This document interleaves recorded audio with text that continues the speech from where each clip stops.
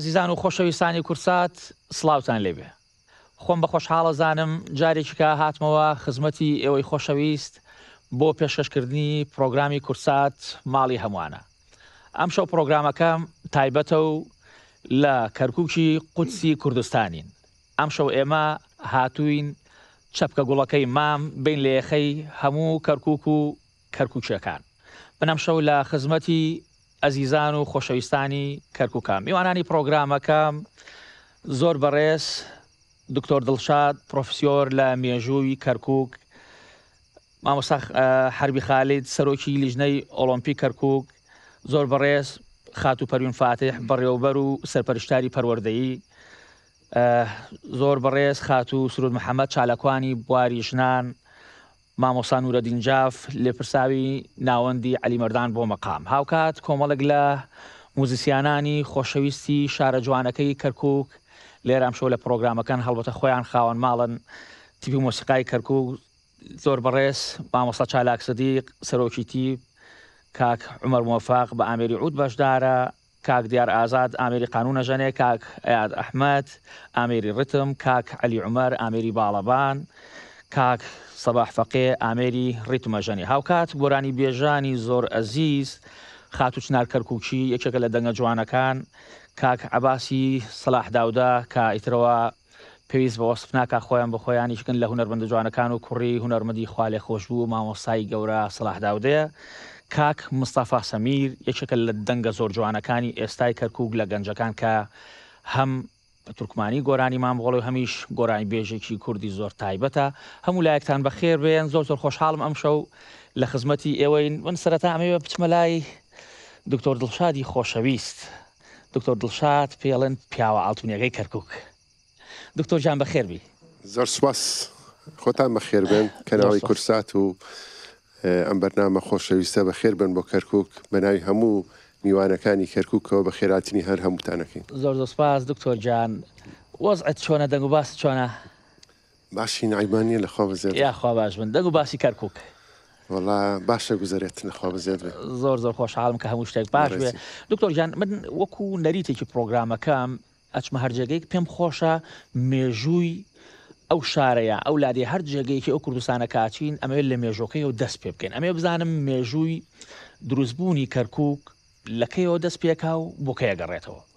بەڵێ زۆر سپاس. بەڕاستی کەرکووک شارێکی دێرینی کۆنە لەسەر نەک ئاستی کوردستان بەڵکو لەسەر ئاستی جیهاندا. هەر کاتێک کە مرۆڤ بڕیارەدا لە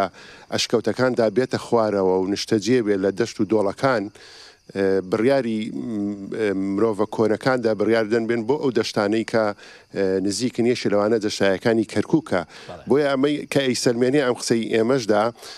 ئەوەیە کە یەکەم گوندی دێرین لەسەر ئاستی جیهان لە ناوچە و دەوروپشتی کەرکووکەدا ئەمەزرێکە گوندی چەرمۆیە کە یەکێکە لە کۆنترین گوندەکانی سەر ئاستی جیهان کە توانیانە کشت و کاڵ بکەن نیشتەجێ بن لە ناو سنووری کەرکووکدا بۆیە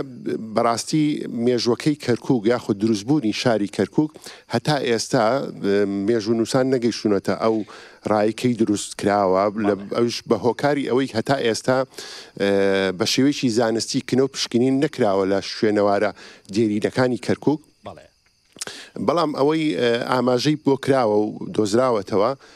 کە 10,000 ساڵ پێش مێژوو پێش زایەن کەرکووک بوونی هەبووە و لە سەر چاوە مێژوەکاندا ڕەنگی داوەتەوە و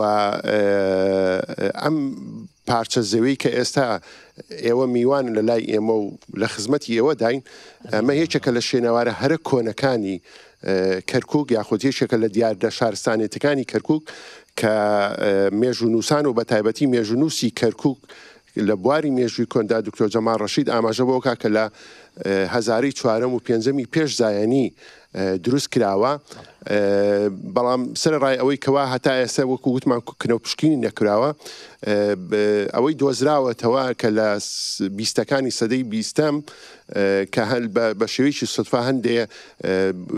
تاتە قوڕینە ئەدۆزرێتەوە لە لێرەدا کە نزیکی 50 دانەیە لە ساڵی 1923 ئاماژە بۆ کەوا ئەم قەڵایە لە ناوەڕاستی هەزارەی سێمی پێش زایانی چەقی دەسەڵاتی گۆتیەکان بووە کە بە ناوی ئارابخاوە ناونراوە کەرکووک لەو سەردەمەدا و گۆتیەکانی شێشەکن لەو هۆزە کوردیانەی کە باڵا دەست بوونە لەو سەردەمەدا کە کەرکووک چەقی دەسەڵات یاخود ناوەندی دەسەڵاتی گۆتیەکان بووە. مێژووی کەرکووک بە چەند قۆناغا تێ ئەپەڕێک ئەگەر دوایی دەرفەت هەبێ ئەمە باسی هەر هەمووی دەکەین ئەو قۆناغانە و ڕووە شارستانەکەشی ئەخینە ڕوو زۆر دکتۆرجان وەک ناوێک کردووت ئەلبەتە زۆر ڕای جیاواز هەیە من پێم خۆشە بزانم ناوی کەرکووک لە چێوە هاتووە ینی ئەسلی ناوەکە ڕەنگە کۆمەڵک ناوی کە هەبێ ئەوەی کە زۆر بە دیاری کراوی ناوەکە لە چێوە هاتووە. بەڵێ کەرکووک وەکو ئاماژەمان پێکرد بە حکمێەوەی کە شارێکی کۆنە و دێرینە بە هەموو قۆناغە مێژۆکاندا تێپەڕیوە ئەنجا لە ڕێگای ئەم قۆناغە مێژوانەشەوە ناوەکانی گۆڕاوە لە هەر قۆناغێکدا ناوی جیاوازی هەبووە بۆیە بە ناو سەرچاوەکاندا ئاگەڕین لەو سەردەمێ مێژوانە نزیکەی دەیان ناومان هەیە ئاماژاکەن بە کەرکووکەوە بەڵام کۆنترین ناو کە ئاماژەی پێکراوە کەرکووک بە ئارابخا ناسراوە دوای ئارابخا گۆڕاوە بە چەندین شێوە گۆڕاوە بە پێی ئەو دەسەڵات و سەردەمە و دەوڵەتانەی کەوا توانیانە کەرکووک بکەنە بەشێک لە قەڵەمڕەوی خۆیاندا ناوەکانیان گۆڕێەوە بەڵام بە دیارترین ئەو ناوانی کە ئاماژەی پێکەین ئارابخایە ئارافایە دوایی دیە بۆ بێت سلوقی پێڵێن دوایی دەگەڕێتەوە بۆ کارکووک و دوایی بابەگورگو بە حکمی ئەوەی کەوا ئاماژەیەکە بۆ ئەو ئاگرە ئەزەلی بابەگورگو کە دەهەیە تا ئەگاتە ئەو سەردەمەی کە سەرچاو مێژوەکان ئاماژەمان بۆ دەکەن کەوا وشەی کەرکووک لە سەدەی 15هەمی زایەنیە لە یەکێک لە سەرچاوەکانی زەفەرنامە ئاماژەی پێکراوە کە لەو سەردەمەوە ناوی هاتووە بە کەرکووک ئاماژەی ناوەکەشی بۆ گەڕێتەوە کەوا ئاماژە بە کار دەکا بە شێوەی کارکردن لە کەرکووکدا بۆی زیاتر ناوەکە بۆ ئەوە گەڕێتەوە. دەست و چاو خۆش بە دکتۆرجان من ئەچمە لای مامۆستا حەربی مامۆستا گیان تۆ بەخێر بیت. زۆر سپاس سەرەتا بەخێراتنی کەناڵی کورسات بەڕاستی ماڵی هەمووانە زۆر سپاس ئەم بەرنامەی زەنابەت زۆر جار ئەی بینین لە گەرمیانی لە کوێستانی لە هەڵەبجەی لە دهۆکی لە هەولێری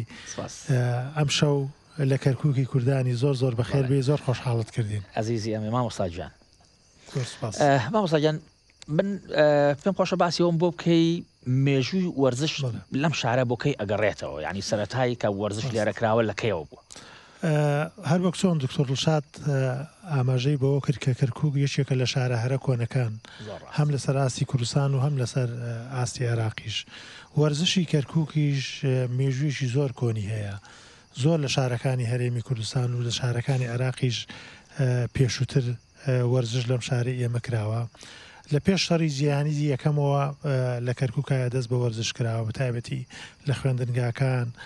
لە یاریگا ملیەکان و بە تایبەتیش ئەو یاریانی کە لە کەرکووکایە لە پێشوو لە مێژوو پێشووە زۆر ئەتیمامی پێدراوە، زۆرخانە بووە، زۆرانبازیە بووە، تۆپی پێ بووە، باسکە بووە، بالە بووە، زۆر یاری دیکە ئەتیمامی گەورەی بە تایبەتی لە شوێنە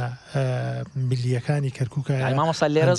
لێرە زۆرخانەشە بووە قەدیم. بەڵێ کەرکووک کۆنترین شاری عێراقە کە زۆرخانەی تیاکراوە و زۆر لێرەوە پەریسەندووە و پێشکەوتووە و لێرەوە ڕۆیشتەوە بۆ شارەکانی تری عێراق. لە دوای شەڕی جیهانی یەکەم و داگیرکردنی عێراق لەلایەن بەریتانیەکانەوە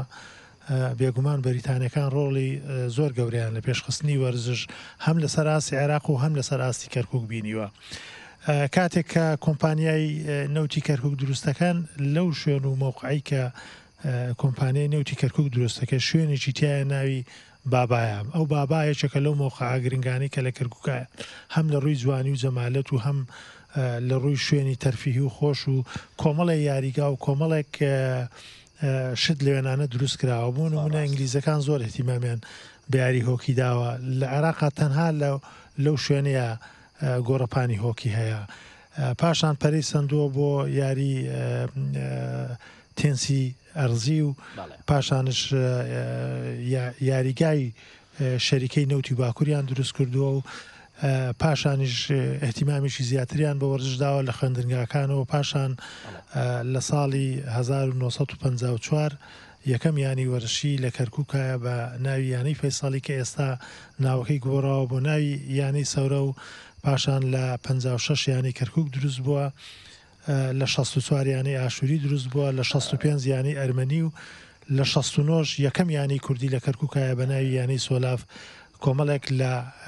کورتپەروەرەکانی کەرکووک دروستیان کردووە. دەست چاو خۆش مامۆستاجان زۆر جوان ڕوون کردەوە. مامۆستا یادت نییە یاریزانە کۆنەکان چێ بوون؟ ئەو کەسی کە یانی وەرزشی کەرکووک دروستەکە چێ بووە؟ یەکێک کۆمەڵێک کەرکووک هەمیشە تا ئێستاشی لەگەڵا بێت لە عێراقایە لە ڕووی یاریزانەوە مووقعەتێکی گەورە و گرنگی هەیە، یعنی یاریزانی زۆر باش و گەورە پەروەردە بووە. لە پەنجاکانایە لە کەرکووک ئەموبابەیەکێک بووە کە ناوێکی گەورەیە لە عێراقایە لە کەرکووکەوە وەک یاریزان و پاشان وەکو چۆتە بەغدا بۆتە فێرکاری هەڵبژاردەی عێراق. لە کەرکووک لە پەنجاکان کەریمە فەندیمان هەبوو، عادل عەبدوڵڵامان هەبوو، عەدنان عەبدولقادرمان لە شەستەکان هەبوو. ناوی گەورەن لە وەرزش، ماڵی ستار کوردی و کۆمەڵێک لە براکانی هەمویان وەرزشکاری گەورە و بەتوانای ئەم شارەی ئێمە بوونەوە هەمووشیان گەیشتونەتە ئاستی منتەخەبی عێراق. کەرکووک لە هەموو بواری یاریەکانایە پێشەنگە. بەداخەوە ئێستا ئێمە وەکو کەرکووک خۆمانیانیی باشمان نییە لە ئاستی عێراقا کە بتوانێت ئەم هەموو یاریزانەی کە ئێستاش لە یانەکانی تری کوردستان و عێراقایە بۆ ئەم وڵاتی ئێمە یاریەکەن. دەست چاو خۆش بە مامۆستاجی، دەستەکانت خۆش بێ. بچمە لای مامۆستا پەروین. یاخوا بەخێر بیت. زۆر سپاس ئێوە بەخێر بێن لە شاری سلێمانیەوە بۆ شاری کەرکووک. خۆشحاڵ بووین کە ئەم ئستافە ئەوانی لە پشتی کامیرەشان زۆر بەخێر بێن سەر چاوانمان. زۆر سپاس کەرکووکتان ڕوونا کردەوە. زۆر سپاس. ئێوە پرۆگرامەکەتان ڕوونا کرد و ماشەڵڵا جلێکی جوانی کوردی ڕێکوپێک یاخوا بەخێر بن. سەوزیشە دەست چاو خۆش هەر لە خۆتان دێ زۆر جوانە ماشەڵڵا. بەس من گلەیمە مامۆستا حەربی ئەم شەو جلی کوردی لەبەر نەکرد. وڵی ترەوە مامۆستا حەربی لە زۆر بۆنەکان جلی کوردی لەبەرەکە نازام ئەمڕۆ تر وهێنای ئەمڕۆ وهێنای. دەست چاو خۆش بێ. مامۆستاگیان پێم خۆشە بپرسم ڕۆڵی پەروەردە لە کەرکووک چۆن ئەبینی لە ئێستایە؟ طبعا ڕۆڵی پەروەردە لە کەرکووک لەبەرەوەی مەصدەری سیراع لە کەرکووک و سیاست لە سکتەری پەروەردەوە دەست پێەکە بمانوی نەمانەوێ ئەم شارە لە سەدەکانی پێشووە زۆرترین دژایەتی نەتەوەیی کراوە لە ڕووی زمانەوە و زمانیش بە خۆتانەزانن سێکتەرە هەرە گرنگەکەی لە پەروەردەوە دەست پێەکە بۆیە ئێمە لە دوای ساڵی 2003 کە کەرکووک ڕزگار کراو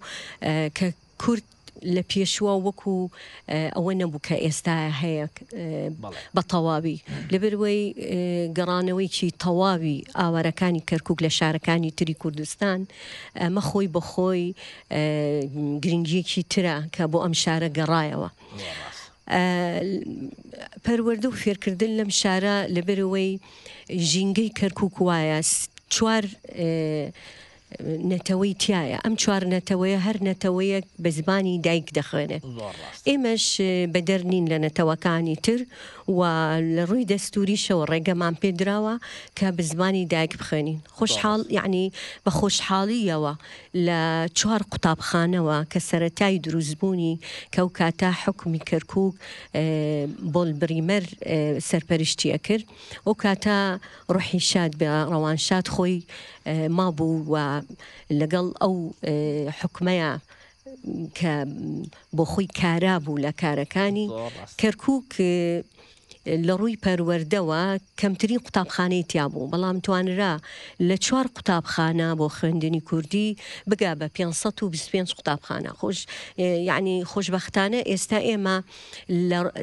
سەرجەم قۆناغەکانی خوێندن زیاتر لە 100,000 خوێندکارمان هەیە کە بە زمانی دایک کە ئەمە یەکێکە لە دەستکەوتەکانی تری ڕاپەڕین کە ئێمە بەدەستمان هێناوە و لە ئێستا کاری تیاکەین و پەروەردە بۆ خۆتانەزان سێکتەرێکی گرنگە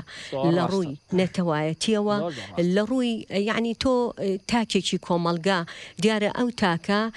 لە کۆمەلگاوە دێت بە دڵنیاییەوە لە تەمەنی 6 ساڵیەوە ڕووی لە قوتابخانە کردووە هەر لەوێوە فێری ئەزمموی خۆشەویستی خاک نیشتیمان بوونی بۆنی کورد هەموو ئەوانی کە ئێستا ئێمە خەباتی بۆکەین توانیمانە لە ڕێگەی پەروەردە و فێرکردن بیگەینینە ئەو نەوانەی کە لە ئێستاە و لە داهاتووە کە دەبن بەنەوەیەکی دوا ڕۆژ کە بتوانین نەوەیەکی تەندروست و بێکێشە دروست بکەین و پێشکەشی خاک و نیشتیمانی بکەین دەستشاو خۆش بێ دەمەتەقەکەمان زۆر خۆشە پێم خۆشە جۆمان لە گۆرانیەک بێ دواتر دێمەوە خزمەتتان و ئاڵگۆڕێکن لە نێوان قسەکانمانە من پێم خۆشە سەرەتا بچمە لای دەنگە جوانەکەی خات و چنار یەکێکە لە خاتونە بەتواناکان لە دەنگە جوانەکانی شارە جوانەکەی کەرکووک دواتر پرسیاریشم هەیە مامۆستا چالاکیان بفەرمونون بە یەکەم بەرهەممان گوێ لێ بێ خۆشەویستانم بفەرمونون گوێبیسی دەنگی خات و چنارە بین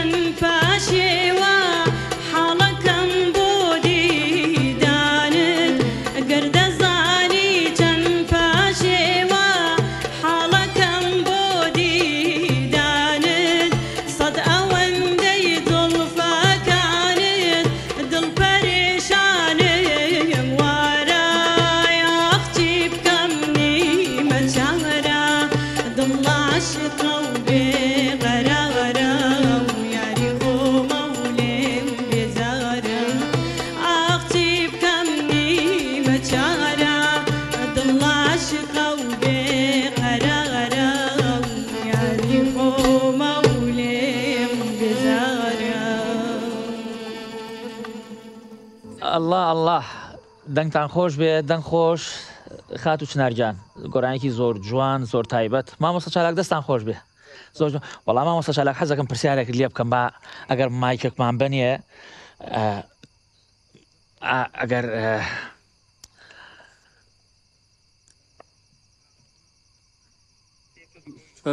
مامۆستاجان سڵاو لێ بێ خوا بەخێر بێ ئەمشەو بۆ پرۆگرامەکە ئێوەش بەخێر بێن بە شاری دڵ خۆشم ببینیوە جارێکی تر ئەزیزیەمی مامۆستاجان دەستان خۆش بە زۆر بەڕاستی من زۆر ئەمشەو زۆر ڕازیم زۆر دڵخۆشم باژانینی وزیکەکەتان بەو دەنگە جوانانە ئاگادار بووم ماندوو بوون بە تەمرینەکەەوە زۆر سپاس مامۆستاجان ئەم گۆرانیە ئەسڵەکەی هیچ کێ دروستکردنی ئەم گۆرانیە ئایا لەکەیەوە هەبوو ئەم گۆرانی کێ مامۆستا عەلی مەردان پێمان لە کۆمپانیای قەوانی چەخماقچی لە ساڵی 50 تۆماری کردووە بەس ئاواز و میلۆدیەکە وابزانام کرمانجیە ینی لە باکووری کوردستانە وەری گرتووە یان ئیتر بە فۆلکلۆر و بە گەلەری ناوی دەرچووە تۆزە گۆشەکەشی لە محەیەرە وەکو لاوەکو وایە زۆر زۆر ڕاستە دەنگ و باسی هونەری گۆرانی و مۆسیقان لە کەرکووک وەڵاهی هەڵبەتە کەرکووک شارێکی دێرینە لە کەرکووکە ئاواز و مەقام و ئەم شێوە ستایل و فۆرمە هەر لە کۆنەوە باوی بووە بە تایبەتی هونەری مەقامات شوێنێکی گەورەی داگیر کردو لە ناو هونەری کوردیە لە هونەری کەرکووکیشە بە تایبەتی ئەوە مای خۆشحاڵیە کە کۆمەڵێک گۆرانی بێژی زۆر ناوداری ئەم شارە جوانە بوو مامۆستا عەلی مەردان بوو مامۆستا حوسێن عەلی بووە مامۆستا سەلاح داودەی ڕەحمەتی بووە بەڕاستی کەرکووک خاوەنی کۆمەڵێک لە گەورەترینەکانی گۆرانی کوردینەوە مای خۆشحاڵیە بەڕاستی تر مێژوێ دێرینی هەیە بەڕاستی گەڕێتەوە بۆ سەدەکانی پێشووتر ینی بۆ سەدەی 1970 هەر لە سەردەمی مەلاوەلی و شەڵتاخوانەکە هاتوونەتە کەرکووک تا گەیشتۆتە مامۆستا عەلی مەردان و ئەویش فۆلکلۆر و مەقام و ئەو هونەرە بەرزەی گەیانۆتە ڕادیۆ و تۆمارکردن و کە بۆ نەوەکان ئێستا بۆ ئێمە ماوەتەوە دەست و چاو خۆش مامۆستا خۆت بەڕێوەبەری پەیمانگای هونەرە جوانەکانی بەڵێ ئاستی پەیمانگاکە چۆنە بینی خوێنکاری باشمان هەیە ئایا ئاسی خوێنکارەکان چۆنن ئەتوانین بڵین هونەرمەندی باش دروستە بێ لە ئایندە بۆ کەرکووک بەڕاستی تەمەنی پەیمانگاکان لە 20 ساڵ نزیکە بێتەوە لە هەر سێ هونەرەکە لە شێوەکاری و لە مۆسیقا و لە شانۆ هونەرمەندی زۆر باش پێگەیشتووە یانی ڕەنگە بەشێک لەو هونەرمەندانەی سەمامۆستای زانکۆ بن هەڵگەری بڕوانامەی ماسەر و دکتۆرا بن یان وەکو هونەرمەند هەمووی زۆربەی شوێنی خۆی کردوتەوە ئیتر لە هونەری مۆسیقا بێ ئێستا بۆ منە کاکە ئەمە یەکێک لە خوێندکارەکانی ئێمە بستە لەگەڵ ئێمە لە ژەنیارەکانە لەسەر ئاست بەڕاستی کوردستان و عێراق بەڕاستیەوە جێشانازیە هەڵبەتە لە هەموو بارەکانی تر یعنی ئێمە ئەکتەری زۆر باشمان لە پەیمانگا دروست بووە ڕەنگە هونەرمەندی تر لە شێوەکاریە لە هەموو بەشەکانیا یا هەر نەوێ بوونەتە مامۆستای باش بۆ لە پەروەردەی کوردی کەرکووک بەڕاستی ئەگەر وەکو هونەرمەندیش نەیتوانی بێت شوێنی خۆی بکاتەوە مامۆستایەکی باشە لە قوتابخانەکان ئەوەش هەر مای خۆشحاڵێ بۆ پەیمانگەکەمان و بۆ پەروەردەی کوردی هەمیشە لە لوتکایتان بینم مامۆستاگیان من ئەچمەوە لای خات و سرود دەست و چاوە خۆش بە مامۆستاگیان ئازیزیەمێ مامۆستاگیان ئەگەر مایکەکەمان بنێ ئای دەست و چاوە خۆش بێ خات و سرودیان تۆ بەخێر بێیت درەنگەشتمە لای ئێوە بمبورن زۆر خۆشحاڵ بەم شەو لە پرۆگرامەکەیت مەمنونتم یاخۆ بەخێر بێن بۆ شاری کەرکووک بەقەد خۆشەویستی خەڵکی کەرکووک بۆ ئەم قەڵایە شارەکەتان ڕوونا کردەوە سەر قەڵای کەرکووکشتان ڕووناکردەوە ئەزیزی ئێمان زۆر خۆشحاڵین کە ئەم شەو کورسات لە کەرکووکی زۆر جوانین بخات و سرود ئەمەوێ بزانم پێگەی کۆمەڵایەتی و ڕۆڵی ژنان لە کەرکووک چۆن ئەبینی لە ڕووی سیاسی کۆمەڵایەتی بەڵێ ئێمە باسی ئارامی ئەم شارە بکەین ئەبێ باسی ژنانی کەرکووک بکەین چونکە ئەو ململانەی سیاسیەوە بەڕاستی یعنی ڕنگدانەوەیەکی زۆر هەبوو لە ناو خێزانی کەرکووکە بەس ژنانی ئەم شارەوەیان کردووە ئارامی بەرقەرار بێ لەسەر ئاستی ئەم شارە ئێمە کە باسی وەزعی ژن بکەین ژن لەسەر ئاستی کۆمەلگایە بەڕاستی ژنی زۆر چالاکمان هەیە ژنمان هەیە یعنی زۆر حەزیلەیە کە ببێ بە مختار چالاک بوانە لەسەر ئاستی کۆمەلگا بەس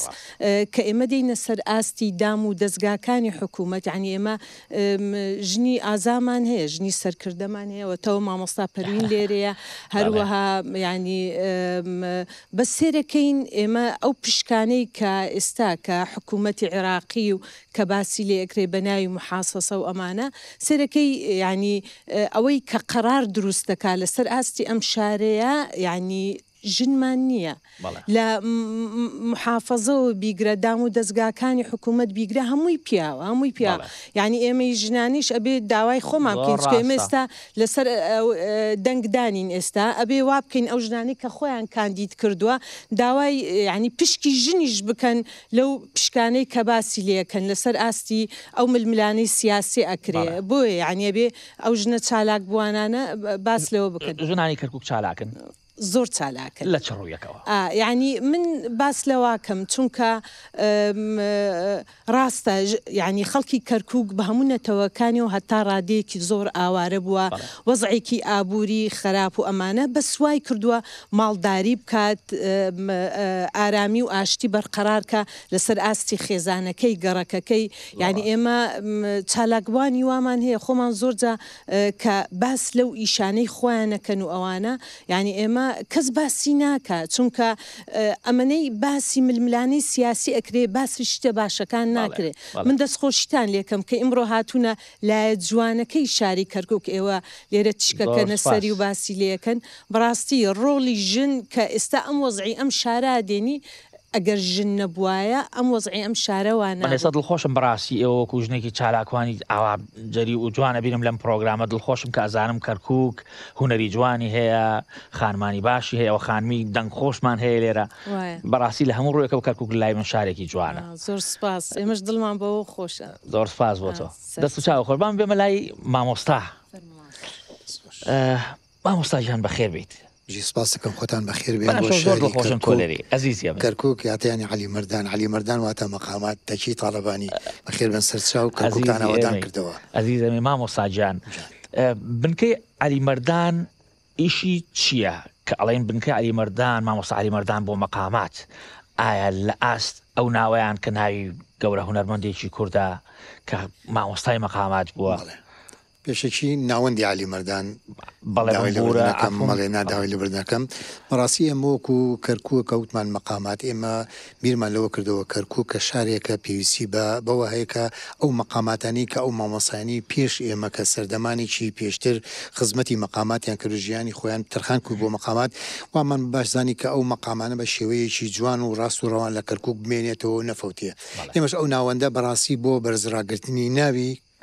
مامۆستا علی مەردان ناوم بۆی ناوی علی مەردانمان هەڵبژار لەبەرەوەی کاڵین کەرکووک یعنی علی مەردان بەڕاستی یەکێکە لە مامۆستا ناودارەکانی نەک کوردستان لەسەر ئاستی عێراقیش سەر ئاسی هەموو کوردستانش مامۆستا علی مەردان ناویشی تایبەتی خۆی هەیە بەڵام ئێمەگەر بێت و باسی ناوەندی علی مەردان تۆزێکی حەزەکەی باسی بەڵام ئێمەگەر باسی مەقامات بکەین مەقامات وەکو مامۆستا چالاکش ئاماژەی پێدا ئێمە توانین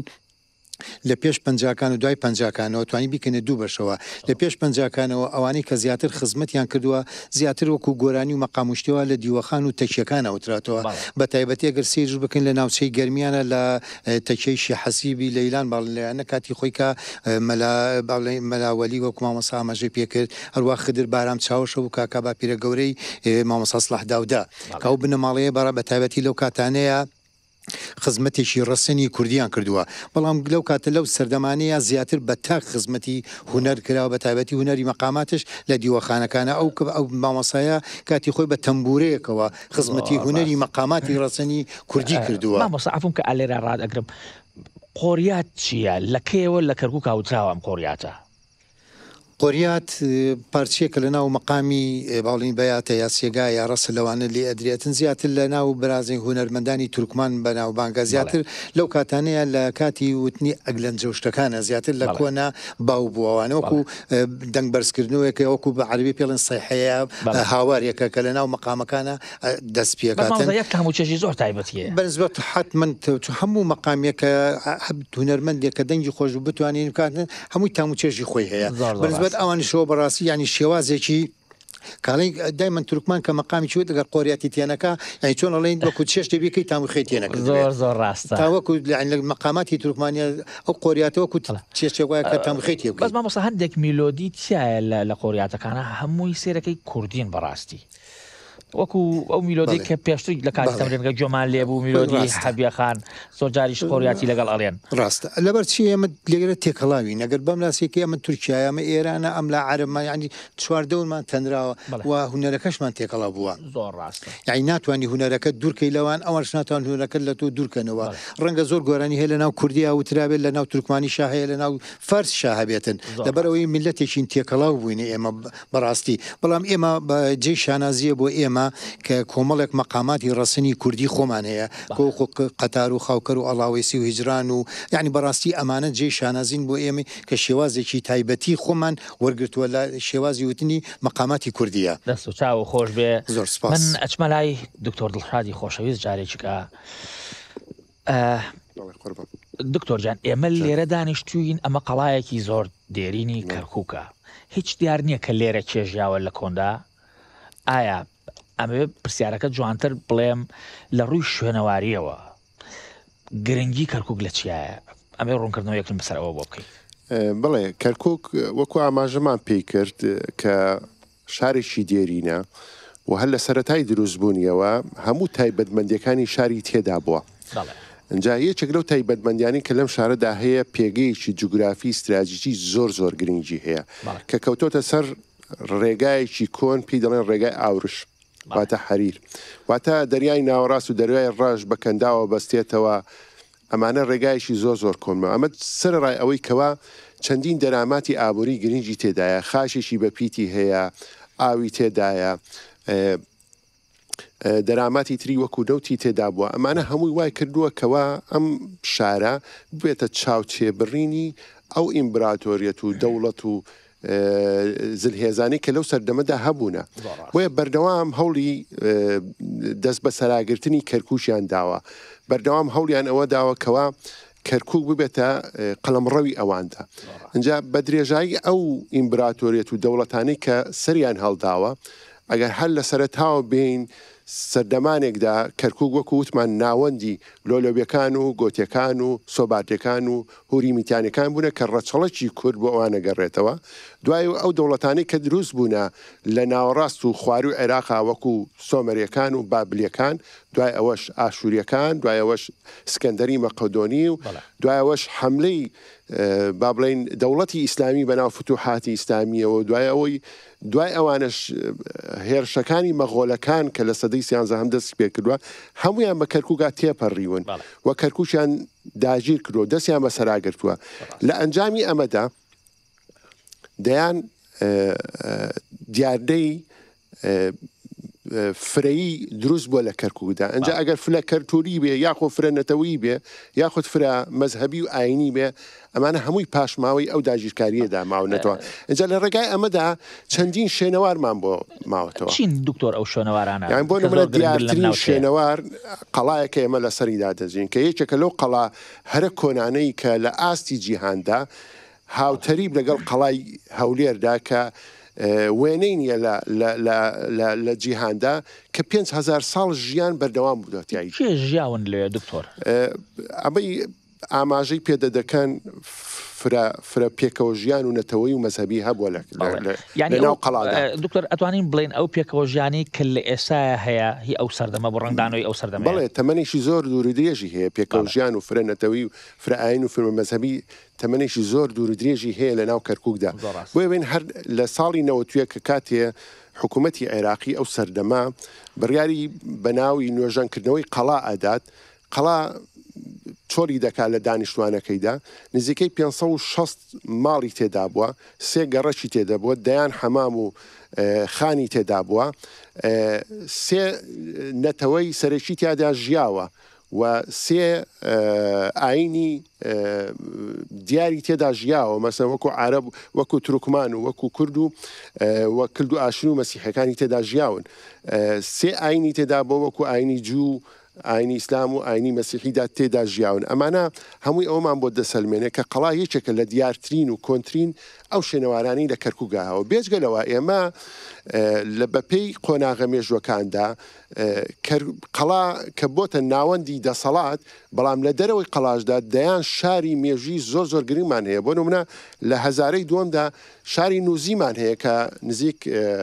تۆبزاو و ترکەڵانە کە یەکێکە لەو شارە هەرە کۆنانەی سەردەمی هوری میتانیەکان بەناوبانگ بووە، گرنگ بووە. باسی گوندی چەرمۆمان کرد کە ئەگەرێتەوە بۆ 1970 پێشی زایانی. سەردەمی کاتێکە دەسەڵاتی ئەم ناوچەیە ڕۆژهەڵاتی ناوەڕاست و کوردستان لە دوای جەنگی چاڵدێران لە ساڵی 1514 دابەشە بێت کوردستان بۆ یەکەم جا کوردستان و ناوچەکانی کوردستان دابەشە بێت لە نێوان دەسەڵاتی سەفەویەکان و عوسمانیەکاندا. ئیتر ئەم ناوچەیە ئەکەوێتە ژێر قەڵەمڕەوی دەسەڵاتی عوسمانیەکانەوە، بۆیە نزیکەی 402 ساڵ ئەخایانە ئەوانش دەیان شوێنەوار و ڕوخساری سەردەمی عوسمانی پێوە دیارێکی لەوانە کە قشڵی کەرکووکە. ئەم مەزاری ئێرە چیەکە لێرە هەیە؟ قبری پێغەمبەر؟ ئەڵێن 3 قبر هەیە لێرە، قبری 3 پێغەمبەر هەیە، یەکێک لەوانە دانیاڵ و حەنینە و عوزێرە. ئەمانە 3 ینی بە پێی ئەو ئەوانەی کە دانیشتوانی قەڵا ئیمانیان پێ هاوردووە یاخو باوەڕیان پێ هاوردووە بە قبری نەبی دانیاڵ و عوزێر و حونێن بینەکەن. دایان مزگەوتی کۆنی تێدا بووە، ئێستا شەنێ ڕوخساری ماوەتەوە، کەنیسەی کۆنی تێدا بووە، واتە مەعبەد و پەرستنی ئاینەکانی تریش تێدا بووە. اینجا لە دەرەوەی قەڵاش کە مرۆڤی کەرکووشی بڕیارەدا چیتر ئیتر لە هەر لە قەڵا نەژێت، چووی قەڵا شوێنی سەرەکی ژیانیان بووە، واتە ناوەندی دەسەڵاتیان بووە، ناوەندی ژیانیان بووە. لە سەدەی 17ەمەوە بڕیارە دەن ئیتر لە بچنە دەرەوەی قەڵا و دەستکەن بە فراوانکردنی شار. ئەو بوو دەیان گەڕێکمان بۆ دروستە بێ، چ لەو گەڕەکە هەرێک کۆنانی کە ئاماژەکان نەیگەڕنەوە لەسەر مزگەوتی زێوەیە کە لە ساڵی 1638 دروست کراوە. ئەنجە دوای ئەوە ئیمام قاسم و ئاخ حوسێن و دەیان گەڕەشی تری وەکو شوان و شۆریجە ئەمانەمان بۆ دروستەکەن و ئەگەر دەرفەتە بێ باسی تری کەرکووکەکەین. دەستشاو خۆش زۆر جوانی ڕوونەکەیتەوە، من دڵم نایە هەموو قسەکان بە کۆتابێنی لێرە، پرسیاری کەم هەیە. ئەچمە لای خات و پەروین، دواتر دێمەوە لای مامۆستا حەربی. خات و پەروین ئەمەوێ بپرسم ڕێژەی ژنانی کورد بەراورد بە نەتەوەکانی تر لێرە چۆنەبینی؟ مەبەستت لە ڕووی کار و بەڕێوەبردن من بە دڵنیاییەوە ڕێژەی ژنانی کورد زیاترە، یعنی ژنی زۆر چالاکمان هەیە. خات و سرود شتێکی وەدوتی ئێمە چالاکترین لە پیاوان. جەنابەت پرسیارت کرد لە چ ڕوویەکەوە ئێستام نەمەوێ من پێم خۆشە هەم ئەوە ئامەش بێت وەڵامەکەی خۆشم دەستکەوێت. ئێمە دوای دۆخەکانی ڕیفراندۆم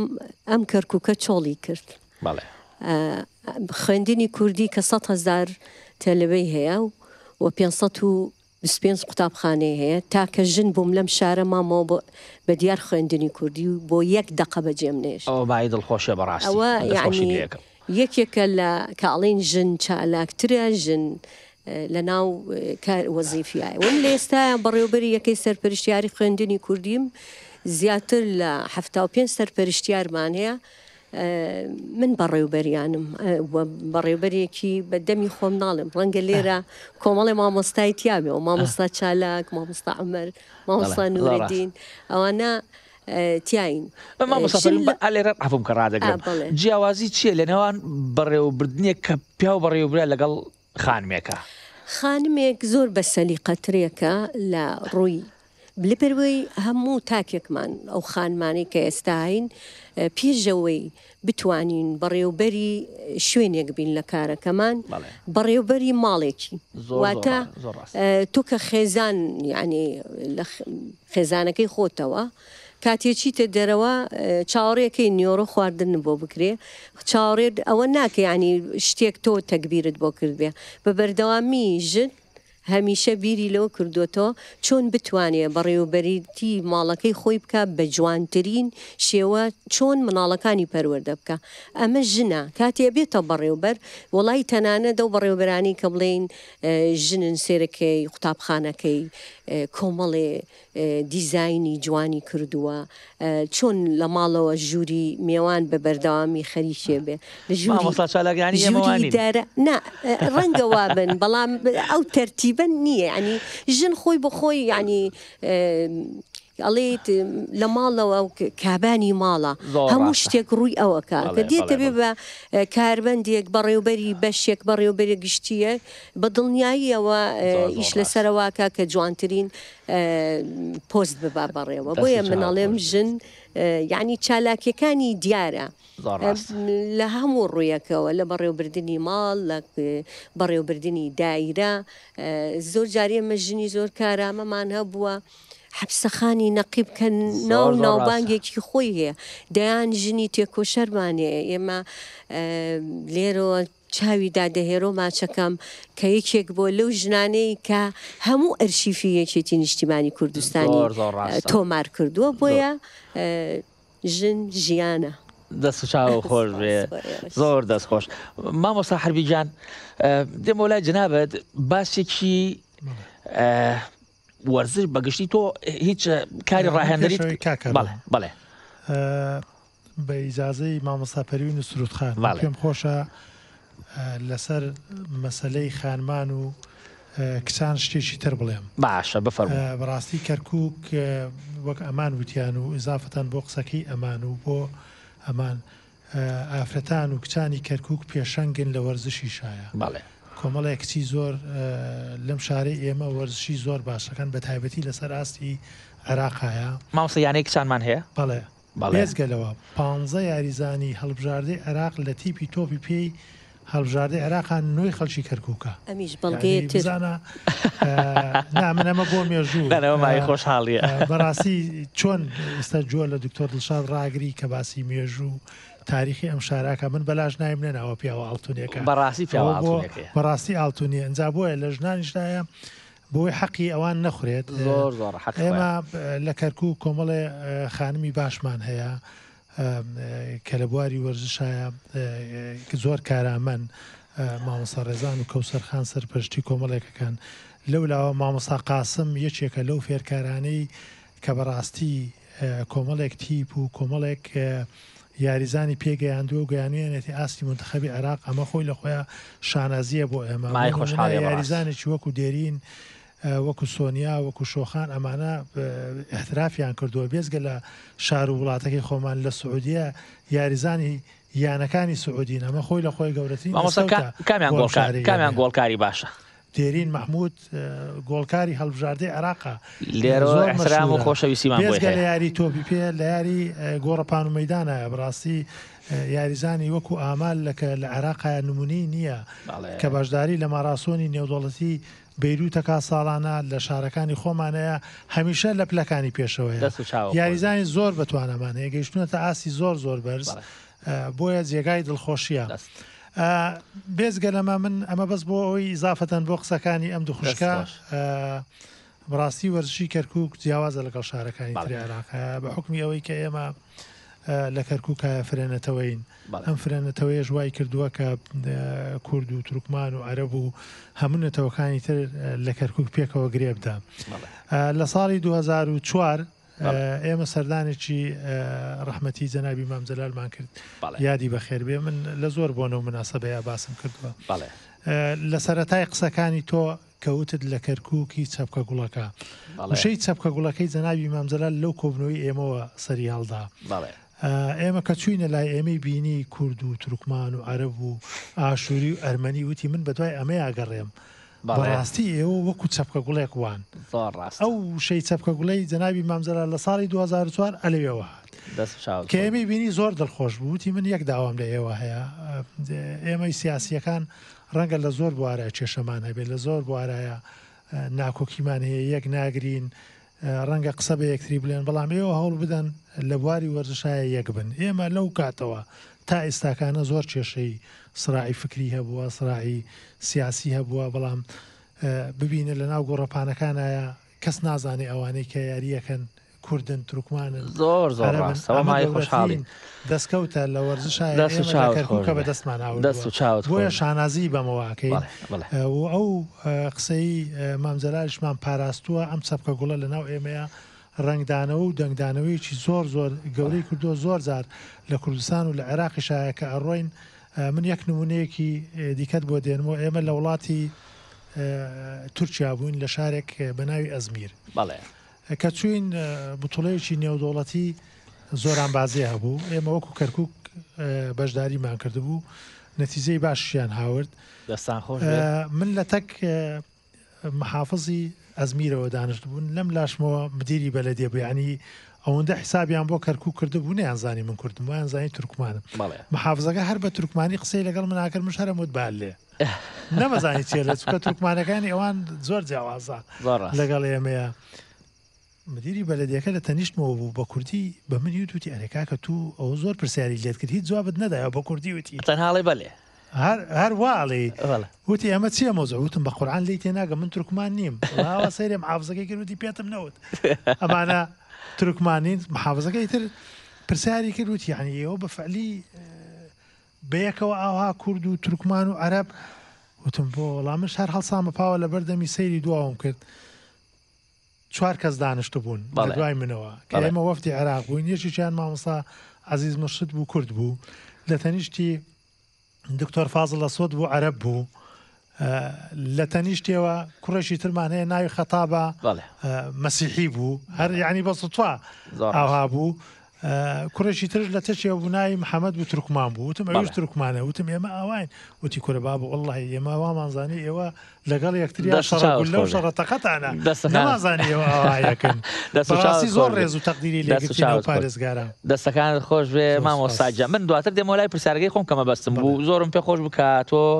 قسەکانی خاتو پەروێنت پێکەوە گرێدا ڕوونکردەوەی زۆر جوانت لەسەر کە زۆر دەست و چاو خۆش بێ من پێم خۆشە لەگەڵ دەمەتەقەکەی خۆمان بچمە لای گۆرانیەکی کە لەگەڵ هاوڕێیانم لە تیپی مۆسیقای کەرکووک بە دەنگە جوانەکەی کاگێ مستەفا یەکێکە لە دەنگە زۆر جوانەکان کە ئەم شەو مامۆستا چالاقۆریادیشمان بۆ لێوە نیە زۆرم پێ خۆشە بێ گوێبیستی ئەو گۆرانیش ببین خۆشەویستانم بفەرمونون لەگەڵ ئەو دەنگە جوانەی لەگەڵ برایانی تیپی مۆسیقای کەرکووک.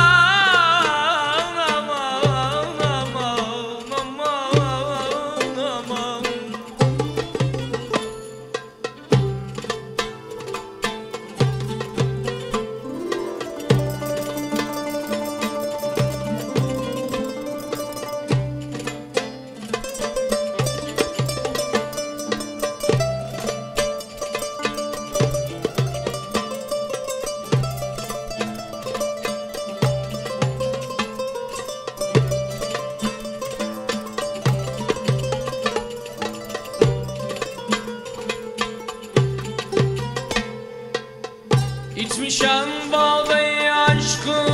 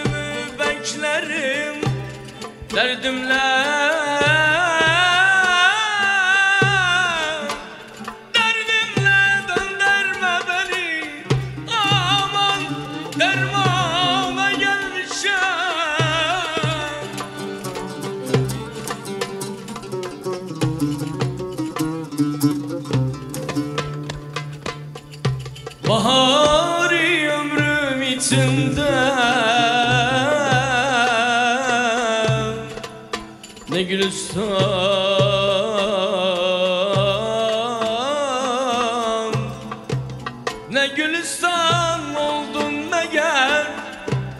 ey canımın tananı, ey canımın gülzarı. Gel sana seyrana gelmişim,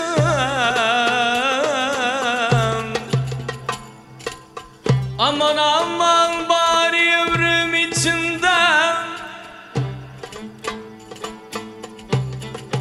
bahari ömrüm içinden ne gülsen oldum meğer gönül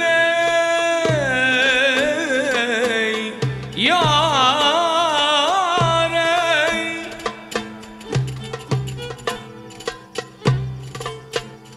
Ey canımın gülzarı, gel sana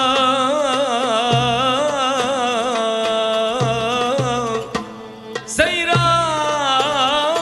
gelmişim, aman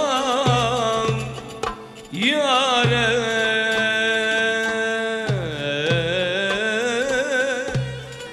Ah aman aman aman, yandım felek.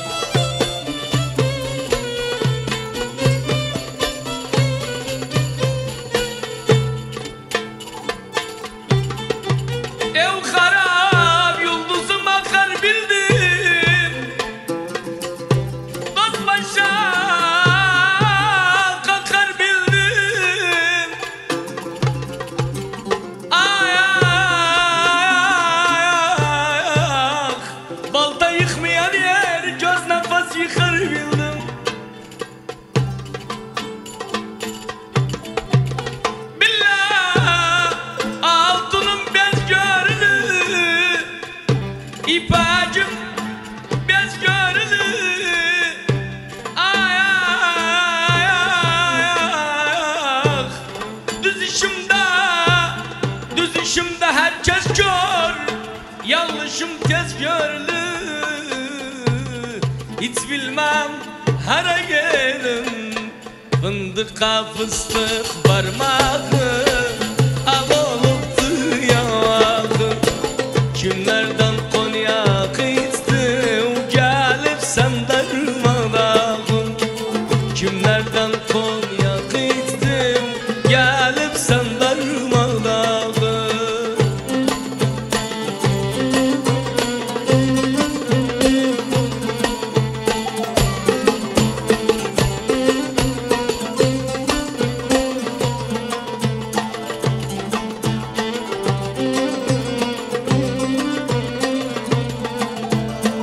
قلعادا أنا رمان صاغر صودنا رمان قلعادا أنا رمان صاغر صودنا رمان قحرودا كبريت oldum فرسا ويانا رمان قحرودا كبريت oldum فرسا ويانا رمان فندقا فستق parmağı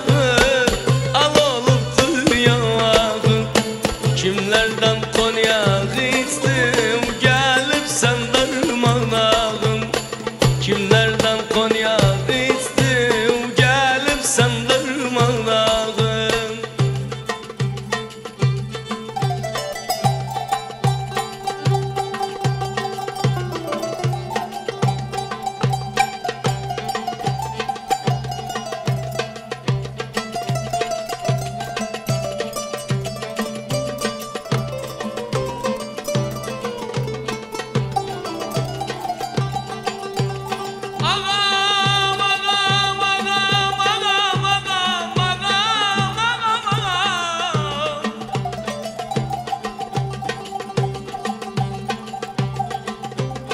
Gözüme kamalı sigarım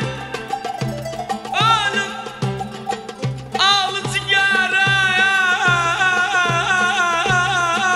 Neydim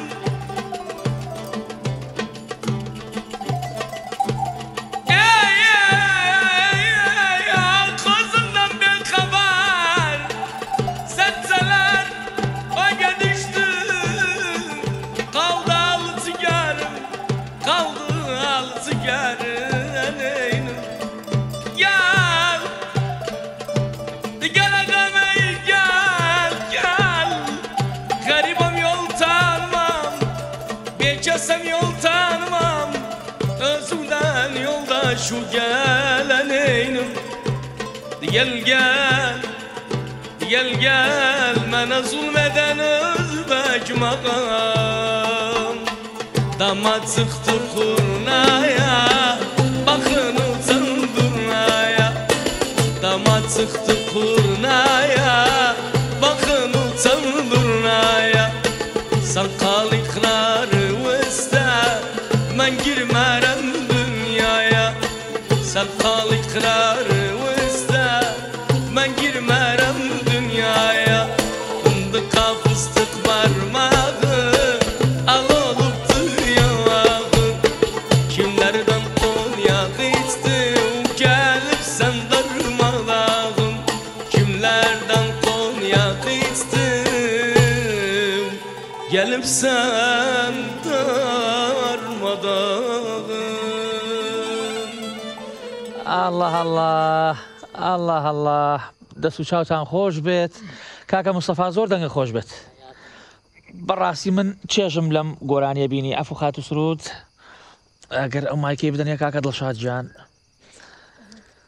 زۆردەن خۆش قوربانی بە مامۆستاگیان تۆ ئەم شەو منت گریان بەس پرمێسکەکەم نەهات چ بکەم خوانەکە یارەبی ماشاء الله ئەم خۆریاتە هی کوێیە شیعرەکە باسی چیەکە شعری ڕوباعیە هەنێ جناسی هەیە جناسی تورکمانی باشە ئەم خۆریاتە خۆریاتێ هەیە بەناو بە حرف الخاوە بەقاوە یان قۆریات قۆریات کە پێڵی قۆریات بڵێ لە دوای مەقامەکەی پێڵی یعنی بە نەغمەت المەقام خۆریاتش لە ئەدەبیێتەوە لەگەر ئەدەبیات دروست کراوە یان لەگەر ڕوباعیەکان دەست و چاو خۆش ئەگەر دقت بێ ئەم قۆریاتە تایبەت هی ناوچەی کەرکووکە من جۆم لێ بووە ئیبراهیم تاتلساز لە تورکیا ئەیڵێ دیگە لەغەم گێل دیگە ئۆزوم گێل خەڵک وا تێگەیشتووە کە ئەوە ئەسڵەکەی هی ئیستانبوڵە بەس من ئەزانم کە ئەم شێوازە مەقامە لە ناوچەی کەرکووکە لە قەدیما وتراوە وایە دکتۆر ئەم شێوازە هەرە بۆ لێرە ئێمە مامۆستا من دوای دێم لەسەر ئەمە قسەم هەیە لەگەڵ تۆ لەسەر ئەو بابەتە ئەبێ بۆم ڕوونکەیتەوە بۆچی ئێمە نەمانتوانیوە ئەم شێوازە مەقامانە کۆ بکەینەوە کە تایبەت وەکوڵێ مۆر و ئیمزای خۆماری بکەین کە بەڕاستی بە ناوی کوردەوە بڕۆن ئەمڕۆ تۆ زۆر جوانت لێرەوتەوە دەست و چاوت خۆش بێ ئەزیزی منی ڕۆح و دڵەکەم مایکەکەمان بیت و نەچمەوە لای خات و سرود زۆر دەنگخۆش خات و سرودیان ببوورە درەنگ هاتمەوەلات ئەزیزی منی چالاکیەکانی بواری ڕێکخراوەیی و ژنان تا چەند کاریگەری هەبووە لەسەر کەمکردنەوەی توند و تیژی بەرامبەر بە ژنان بەڵێ من لە سەرەتاوە دەستی پێ بکەم کە ئەتوانم بڵێم لە 2005ەوە دەسم بە کار کرد لەگەڵ کۆمەڵی هیوادا ئمجا لە سەرەتاوە ئەو کاتا بەشی پاراستنی خێزان و مناڵ کە عایدی بە پۆلیسی کەرکووکە کە لۆبیەکی گەورەمان کرد ئەو کاتە ینی وەکو بڵێن ژنان و کچان کە تووشی حاڵەتی تند و تیژە بوون ینی کە ئەچوونە بڵێن مرکزەکانی پۆلیسدا لەوێ بەڕاستی تووشی زۆر کێشا بوون و ئەوانە چونکە ئاستی وشیاری بەو ئاستە نەبوو کە ژن لە ماڵەوە دەرچێت و باسی کێشەی ناوماڵ بکە ئێمە کە لۆبیەکی گەورەمان کرد کە دەستی پێکرد کە ئەو کاتە وەزیری ناوخۆ هاتە کەرکووک و ئەمانە کە بڵێن بناغەی دامەزرا یعنی لەو کاتەوە ئێمە لەگەڵین کە ئیمڕۆ ئێستا پێکەوە هاوکارین کە بڵێن عقدمان هەیە لەبینی ئێمە وزارەتی داخلی کە ئێمە پێکەوە ئیشەکەین بە لەگەڵ پۆلیسی کۆمەڵایەتی و بەشی پاراستنی خێزان و منداڵ ئەو کەیسانەی تند و تیژی چونکە ڕێژەی ژنان بەڕاستی کەمە لە ناو پۆلیسدا بۆی ئێمە لە ڕێی تۆژێرە کۆمەڵایەتیەکان کە هەمانە بەدواچوون بۆ ئەو کەیسانە کەین مەسەرن ئێمە ئەتوانین پارێکە بڵێن نێزیکەی هەتا ڕادێک 2000 کەیسمان هەبوو نیوەی ئەو کەیسانەی کە ئێمە هەمان بوو ئێمە تەحویلمان کرد بووە بەشی پاراستنی خێزان و مناڵ لەگەڵ بەشی پۆلیسی کۆمەڵایەتی یعنی کەیسەکانی ئێمە لەوان زیاتر بوو وەکو بڵێ خەڵکی شاری کەرکووک زیاتر متمانەی بە ئێمەیە چکە ئێمە چین بە دەرگا هەمووشی ژن و کچن کە ئەوانەی لەگەڵمانە ئیشەکەن و هەروەها لە ڕێی تۆڕی سەر ئاستی کۆمەلگاشمانەیە هەر گەڕەکێک و تۆڕی خۆی هەیە ئمجا لە ڕێی ئەو ئەندامانەی لەناو ئەو تۆڕانن یعنی توانی ومانە لەسەر ئاستی خێزانە و گەڕەکەکان ئیش بکەین وای لێ هاتووە کە خەڵک زیاتر ئەمان ناسێ و هەروەها ئەتوانین یعنی حاڵەتەکان ینی ئەمنیەتی بپارێزین کە ئێمەش لە سەرەتای پێشی بەرنامەکە دەست پێ بکەین گوتم تا ئێستا ئێمە لانەی ئاراممان نییە لێرە لە شاری کەرکووکدا ئەوەش کێشەیەکی گەورەیە بە لە پرسیارەکانی من بەڵێ ئەمجا ئەمە یەکێکە لە کێشە گەورەکان بەڕاستیمە هەر بەڕێی سلەیمانیۆین کەیسەکان زیاتر یعنی من لێرە ئەمێ سوپاسیشیان بکەم کە ئەوان زۆر هاوکاری ئێمن ئایا لە ڕێی شەڵتەری ژنانەوە بێ یان خانەی کچانەوە بێ کە ئێمە ئێستا دێها کەیسمان هەیە لەوێ من لێرە سوپاسیانەکەم هەروەها ئێمە ئیشەکانمان لەسەر ئاستی کۆمەلگا لەسەر ئاستی وشیاریە لەگەڵ پەروەردەیە لە ناو قوتابخانەکانە خولی تایبەتمان هەیە بۆ کچان ینی پرۆگرامێکی تایبەتە لەگەڵ ڕێکخراوی یونیسێفە کە ئەتوانین ئاستی وشیاریان بەرزکەینەوە لەسەر کێشەی کچان کە زیاتر و هەروەها لە ڕێی دادگاوش ئەو کەیسانەی کە تند و تیژی دێنەوە لای ئێمە ئەتوانین لە دادگاوش لە ڕێی پارێزەرەکانمانەوە لەوێ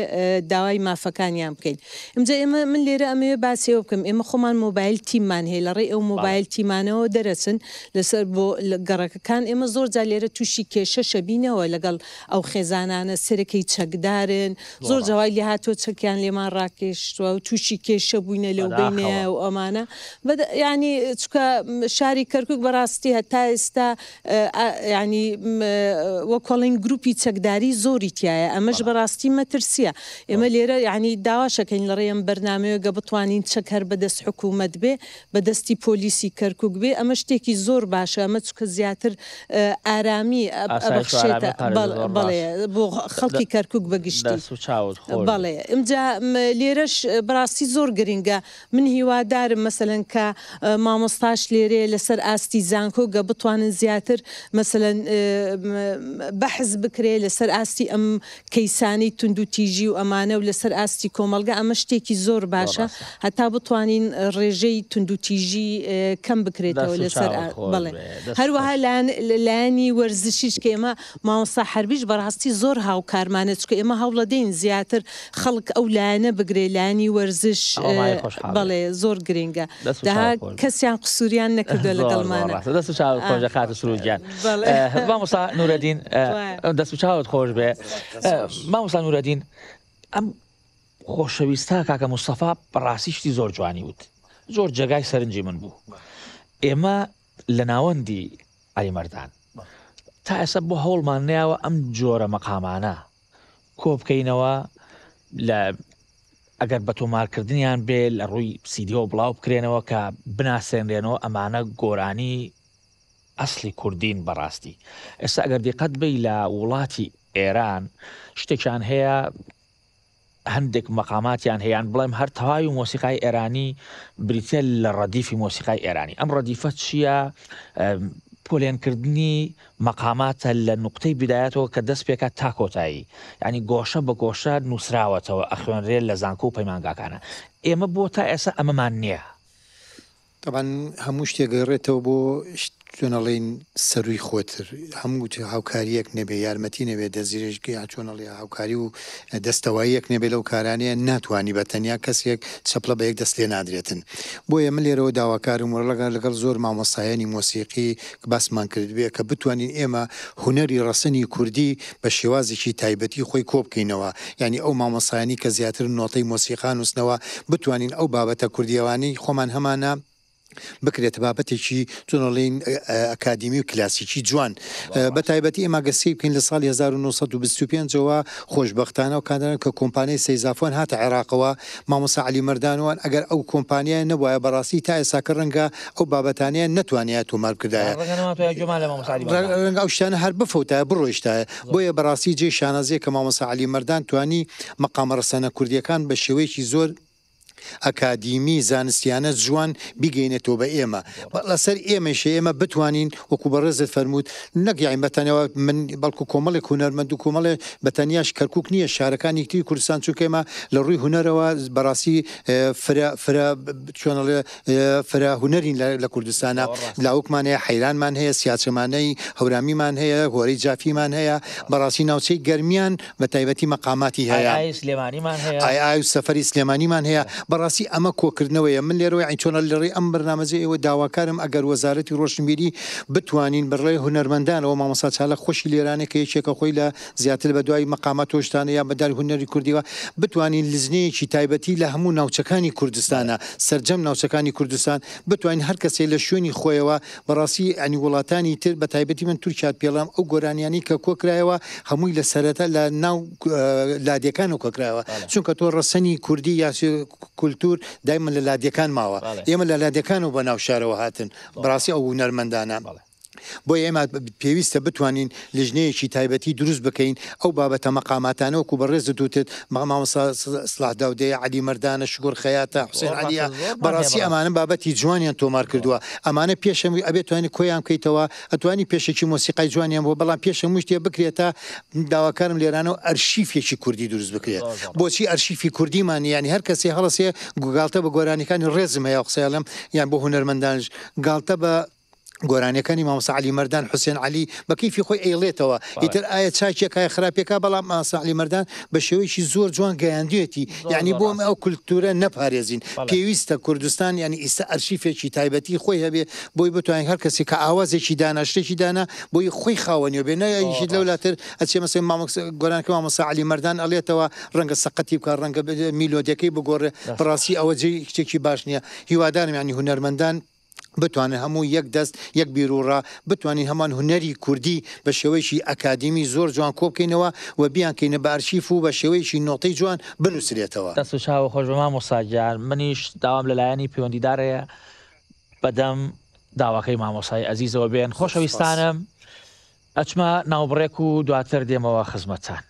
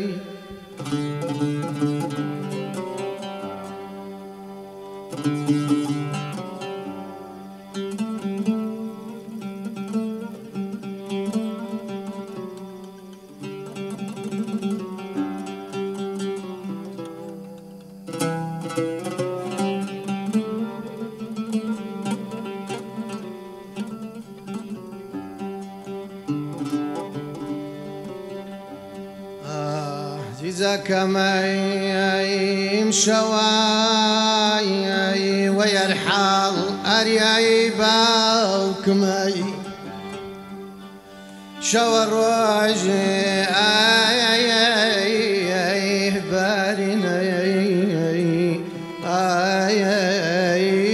ويا إخواي دخيل أي دخيل سحرت يشكرين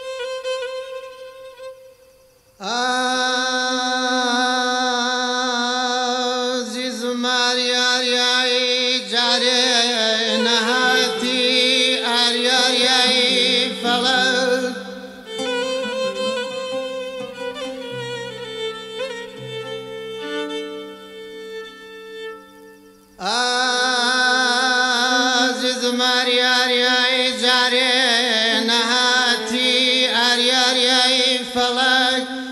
لسري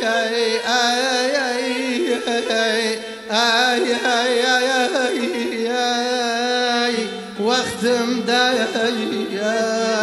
طلقاي بابني وبابناي زاومي سختم داوم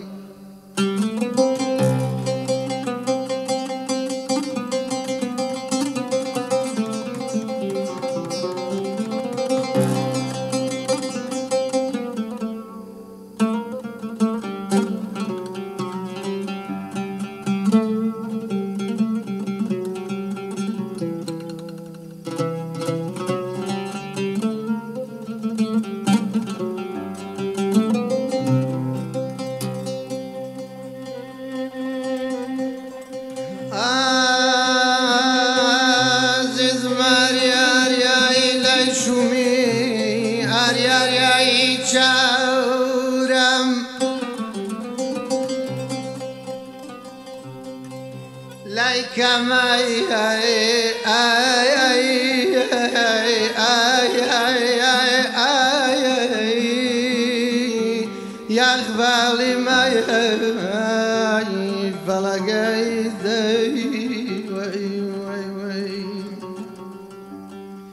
عزيز ماريار يا إلي شمي شارم أريار يا فلك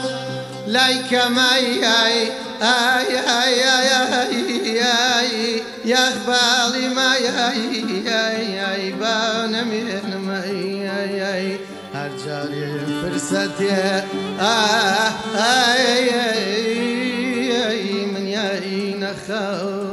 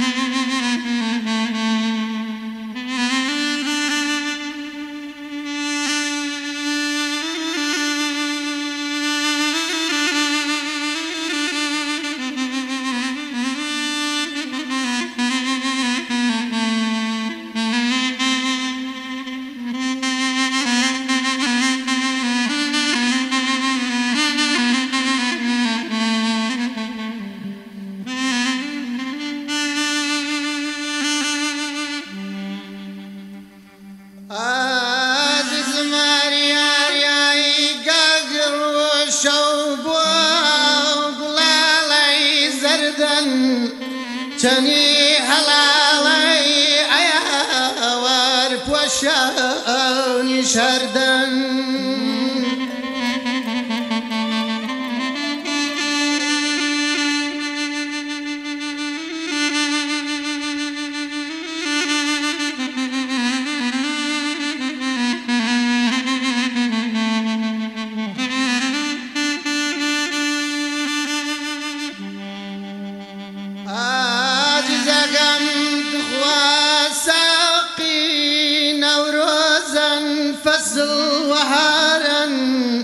ياران جنبي أنا يا وارشفاي بوزارن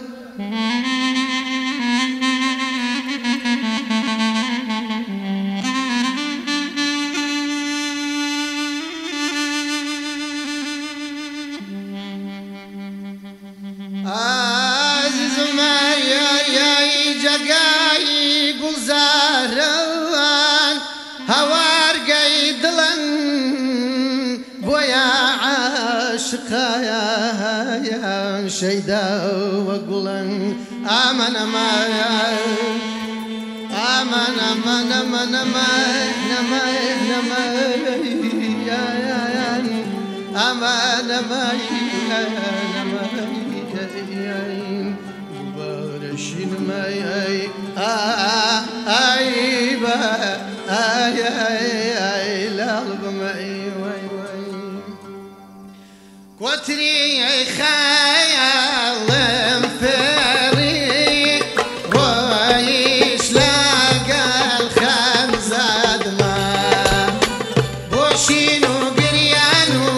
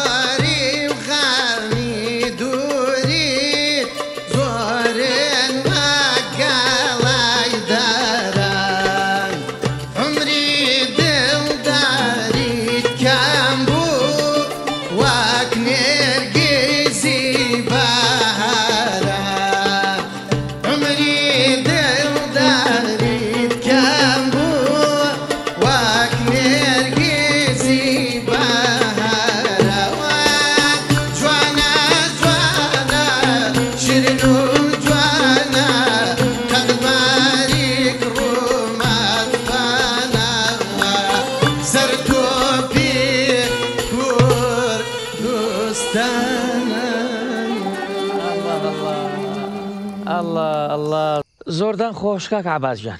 منم شەو هەر لێم تێگەچەڵم کاکە دڵشاد لەگەڵ کاکە دڵشادی براتە تێکەڵم کردووە زۆر دەنگە خۆش بێت ئەم گۆرانیە جوانت لەکوێ ناوە والله ئەم گۆرانیە من لە دەم باوکم بە ڕەحمەت بێ گوێم لێی بووە ئەو وای و ئاوا و تێتید ئەو خۆ ئافویکە ئەگەر گۆرانیەک عەرەبیش بووایە بی و تایە کوردی ئاها دەنگێک عەجایب بخوافی ئەنی مۆر و ئیمزای خۆی ئەوە یەکێکە لە تایبەتمەندیەکانی گۆرانی بێژی ئەسیلی کوردی بەڕاستی مامۆستا سەلاح داودە لەو بوارەیە دەستێکی باڵای هەبووە سەد ڕەحمەت لە گۆڕی ئەو مامۆستا گەورەیە تۆ مەقامەکەت زۆر جوان مامۆستا چالاک ڕازی بوو لە مەقامەکە زۆر جوانی وت من بۆ خۆم زۆر چێژم لە بینی بەڕاستی ئەڵاوەسێکی جوان وەکو ئەڵێ مامۆستایانە وتی زۆردان خۆش عەزیزی منی با من بچمەوە لای کاک دکتۆر دڵشاد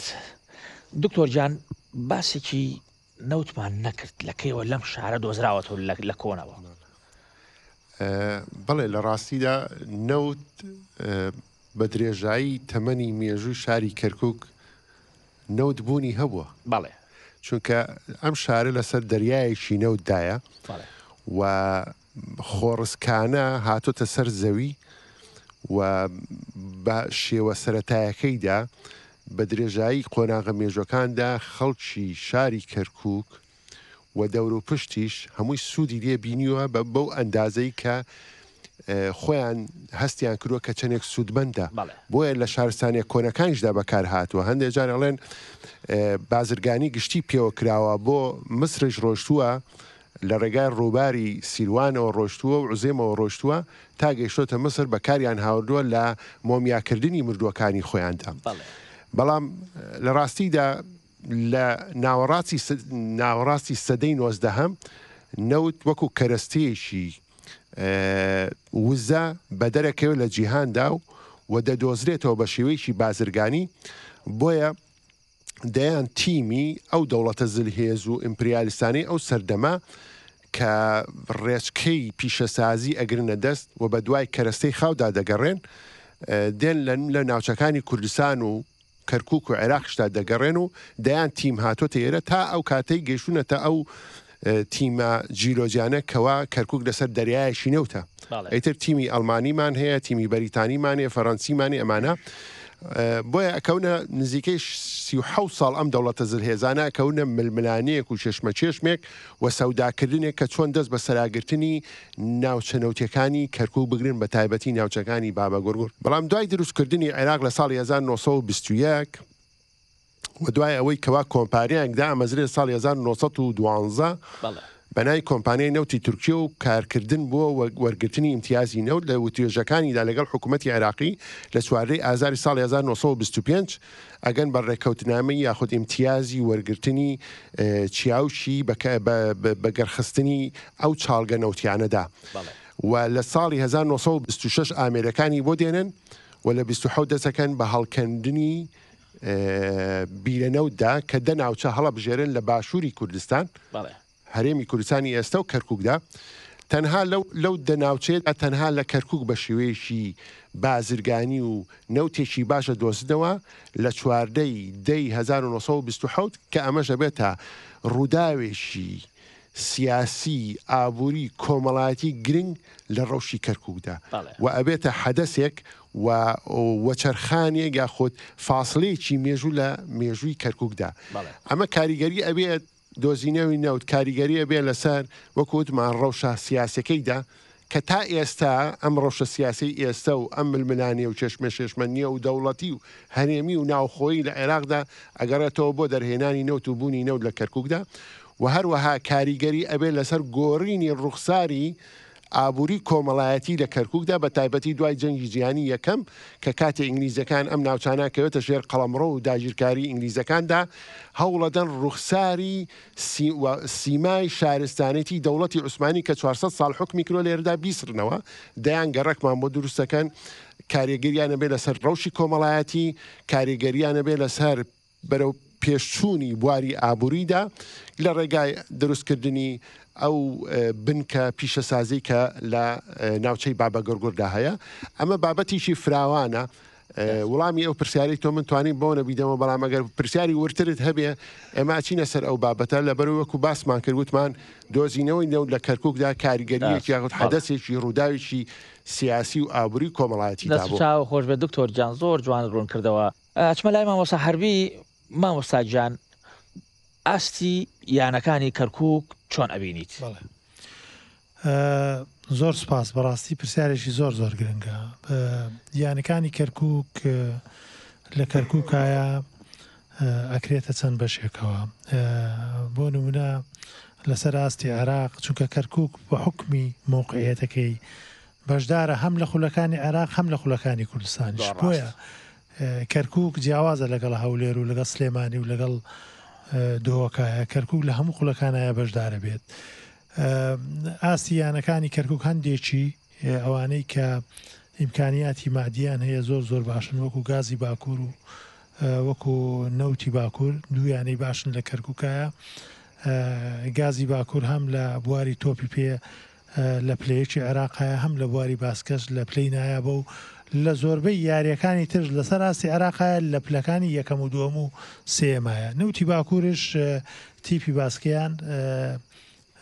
لە نایابی عێراقایە و بۆ زانیاریشتان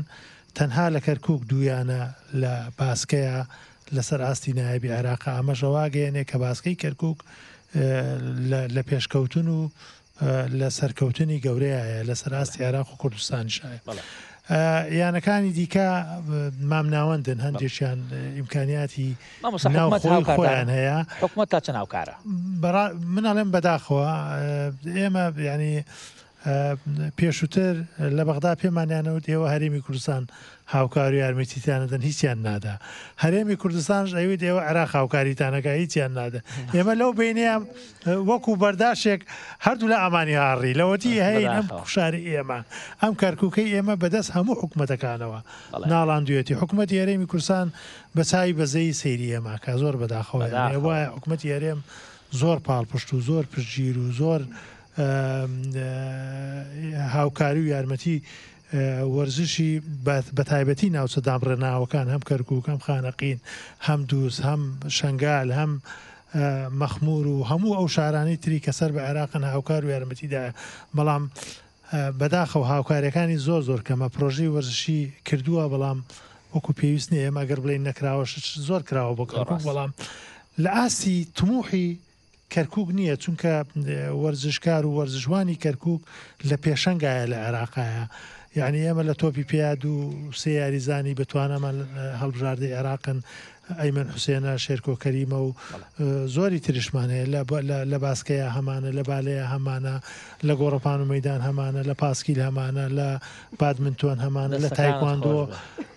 یاریزانێکمان بەناوی یوسف جەبار لە دوایین هەڵبژاردە بەشداری کردووە تیپی کچانی یانی گازی باکوور لە تایکواندۆ بەشداری خولی نێودوڵەتی کردووە لە بوارەکانی کاراتەیە لە هەموو بوارەکانی وەرزشایە کەرکووک پێشەنگە. بەڵام بەداخەوە ئەو ئیمکانەتی کە لە لای یانەکان و لە لای ئۆلۆمپی و لە لای وەرزشی کەرکووکە ئیمکانەتێکی زۆر بیدایی و زۆر کەمە زۆر بەداخەوە هاوکارمانین بۆیە لێرەوە داوا لە هەموو لایەنەکانەکەین هەم لایەنی کوردستانی و هەم عێراقیش هاوکاری کەرکووک بن بە تایبەتی پێکەوە ژیانی نەتەوەکان لە کەرکووکە لە وەرزش زۆر پێشکەوتووە زۆر لە پێشەوەیە بەداخەوە کە احتیمامی پێنادەن بێگومان ئەمی شێواشکەزە بێت دەست و چاو خۆشمان وەساجا منیشی دەنگ مەخەمە پاڵدەنگی تۆ و داوا لایانی پەیوەندیدارەکەین کە ئاور لە داواکانی ئاور لە داوای وەرزشکاران و لیژنەی ئۆلۆمپی کەرکووک بداتەوە کە بەڕاستی زۆر حەقی خۆیانە. مامۆستاجان زۆر دەست خۆش بێ زۆر سپاس. منە چمە لای گۆرانێکی کە لەگەڵ برایانی گروپی مۆسیقای کەرکووک تیپ مۆسیقای کەرکووک بە دەنگە جوانەکەی خات و چنار کەرکووکی بفەرمون مامۆستایان.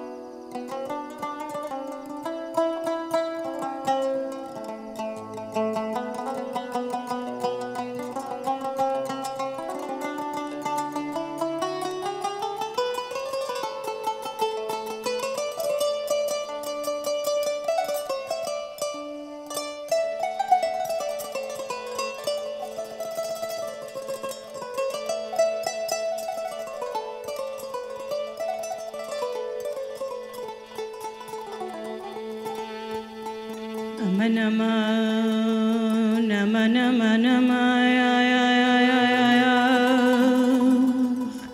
أمن أمن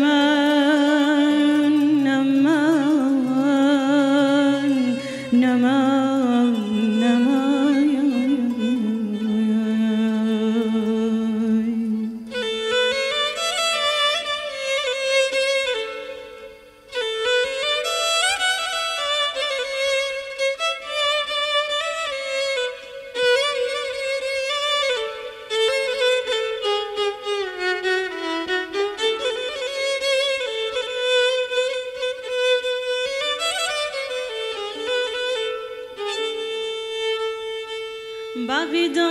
وزورا لداخي خالي الروح وامشي نكم ليلي ليلي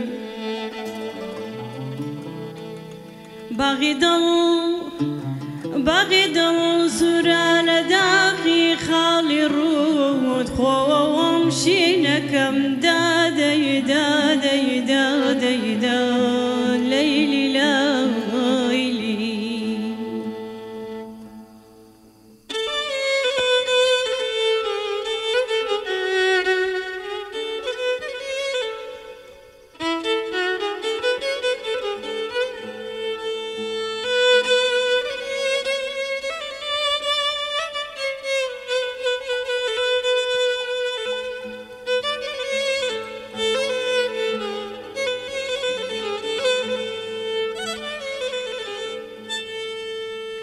محرابي برويتو سوزدقاي دينكم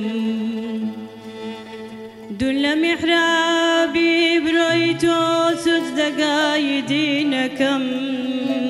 بندوشي لعنما ويا ورا ور تذكر أي لي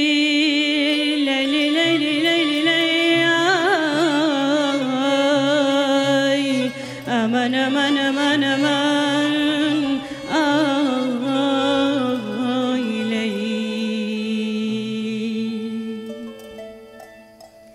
شەو و ڕۆژ لە خەیاڵ و لە بەرچاویم شەو و ڕۆژ لە خەیاڵ و لە بەرچاویم بەسەر کوڵمە پەخشە پەرچەمی خاویم بەسەر کوڵمە پەخشە پەرچەمی خاویم گەردن بێلۆر دیارە لە دوور لە هەردەو باسکی شارە زۆر گەردن بێلۆر دیارە لە دوور لە هەردەو باسکی شارە زۆر لەکەوتوم و پشتم چامە لەکەوتوم و پشتم چامە هەر باتەمەم ناو دڵڕمام شەو و ڕۆژ لە خەیاڵ و لە بەرچاوی بەسەر کوڵمە پەخشە پەرچەمی خاوی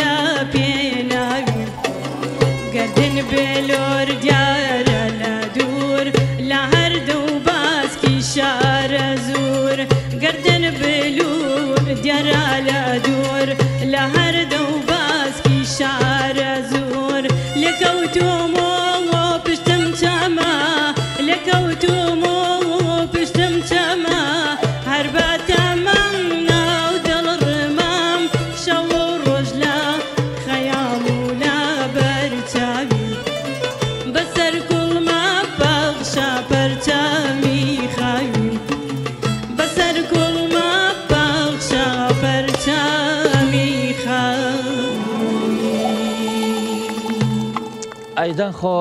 دەنخۆش خات و چنارجان ئەو مایکە بگرە بەدەستەوە با یەک دوو پرسیارە لێ بکەم. خات و چنار تۆم شۆمنێک خۆشحاڵ کرد لەم پرۆگرامە بووی ئەمەوێ بپرسم تۆ وەختی خۆی یەک دوو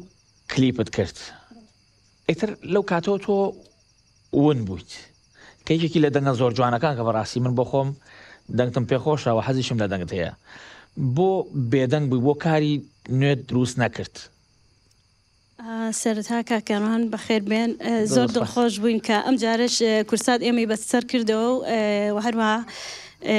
قەت ئێمەی لە یاد نەکردو ئێمە ئەمیشە خۆمان بە خەرزاری کورسات زانیوە کورسات ئەمیشە لە خزمەتی زۆر بە خێراتنی ئەو میوانانە شەکەم بەڕاستی زۆر ئەرک و ماندووبوونیان کێشاوە سواز بۆ دەرفەتەی بە ئێمەتان بەخشی عزیزی ئەمن واللهی بڵم ئەو دوو کلیپەم کە هەیە ڕاستە لە دوای ئەوە بەڵام من زیاتر ئیشی سەر شاشەم کردووە وەک لەوەی کلیپ ئەگەڕێتەوە بۆ ئەوەی کە من بەڕاستی مادی و معنەوەی من پێویستم بەوە بووە کە سپۆنسەرێکم هەبێ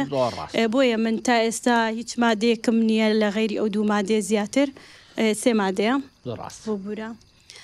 وە زۆریش حەزم کردووە بەڵام ئیتر چۆنەڵێ ئەم بارودۆخ و زۆرفە وەزعێکی بەسەر هەموومان هێنا بە تایبەت هونەرمەندان دوورکەوتینەوە لە زۆر شت هونەرمەندیش جگە لە کاری هونەرێکی هیچی کێشی پێ ناکرێ نازانم چۆن بڵێم حەز ئەەکەم دیار بم و هەر بەرنمەیەک بوو بێ من بەشداریم کردووە زۆر زۆریشم بەشداری کردو زۆر سپاس من زیاتر دڵخۆشم نازانم چۆن بڵم حەزەکەم بەرنمەی جوانتر و باشترمان هەبێ شتی کەشمان بەدەستە ئینشاءڵڵا بەم زوانە بەرنامەمان وایە کۆنسرتێک بکەین لە کەرکووک ئینشاءڵڵا وەمای خۆشحاڵیە زۆر سپاس ئینشاءڵڵا دەرەکەوین ئەو کاتە هێواش یاژیتر دێنەوە سەر یەکێکشە لە ئەندامەکانی بنکەی مەقاماتی کەرکووک ناوەندی مەقامات بەڵێ من ئەندامی ناوەندی عەلی مەردانم و هەروەها ئەندامی موزیکی کەرکووکم تیبی مۆسیقای کەرکووک و هەروەها ئەندامێکم لە گروپی کیژانی سلێمانی زۆر لای مامۆستا ئەنوەر سڵاو ڕێزمێ بۆی لێرە دەستخۆش خاتوچنایدا ئینشاءالله هێوا شێواشی دەرکەوە چاوەڕێتین بەکارینەوە ئینشاءالله لە ئایدا زۆر دڵخۆشە بم بتبینم با من بچمەوە لای خاتو سرود بە کورتی بووم باسکەیت و کۆتا قسەی خۆت قەرار بووە کە وا بڕیار بووە شێڵتەرێک بۆ ژنان لێرە بکرێتەوە بۆ دواکەوت ئەگەر بە کورتی بووم باسکەیت و کۆتا قسەی خۆت بەڵێ ئەتوانم باسەوە بکەم نەتەوەی گرتوەکان لێرە بینایەکیان دامەزراند و هەروەها تەسیسیش کراوە بەس بەداخەوە تا ئێستا وزارەتی کار و کاروباری کۆمەڵایەتی ئەو ستاف و کادرەی بۆ دانەناوە کە ئیشەکان ڕاپەڕێنێ بەداخەوەش وەزیر هاتە ئێرە و ئیفتیتاح کرا و لە ڕاگەیاندن باسی لێکرا و ئەمانە کرایەوە بەس تا ئێستا ئەو کادرەی بۆ دانەندراوە و بودجەشی بۆ دانەدراوە هەتا ئیشی پێ بکرێت معلم ئێمە کەیسمان زۆرە ئەو کەیسانش کە دێت زیاتر ینی دادگا شوێنێکمان نییە بیان پارێزین بۆیە لە سجن دایانەنێن هەتا بپارێزرێن یعنی بەداخەوە ئەمە لێرە پێشێلێکی ترە بە مافی مرۆڤ بەس منەمێ باس لەوە بکەم یعنی من شتی دڵخۆشیشمان زۆرە لە ئیش و کارەکانمانە چکە شەوەکەمان خۆشە مێ باسی شتی شتێکی خۆشمان بۆ بڵێرەوە ئەمێ باسی ئەوە بکەم یعنی من زۆرجە ئەو کەیسانەی کە تونند و تیژیە کە ئێمە یارمەتیانە دێن کە ژیانیان ڕزگارکەنیان ژیانی هاوسەریان ئەوە نەخۆشە دوایی بە جووتە دێنەوە لامان ینی پێکەوە من ئەو کاتە زۆر دڵخۆشە بم کە نەمان هێشت ئەو خێزانە هەڵوەشێتە بەڵێ پێکەوە دێنەوە ئەمانە و هەروەها هەردوو کشتیان سوپاسمانەکەن کە ژیان گەڕاوە هەروەها مەسەن کەیسێکە تهدید کراوە بە کوشتن کە من ژیانێ پارێزم دوای 10 ساڵ ئەی بێنمەوە سەرەکەم دووسێ مناڵی هەیە ئەڵێ ئەگەر تۆ نەبوویتە هەر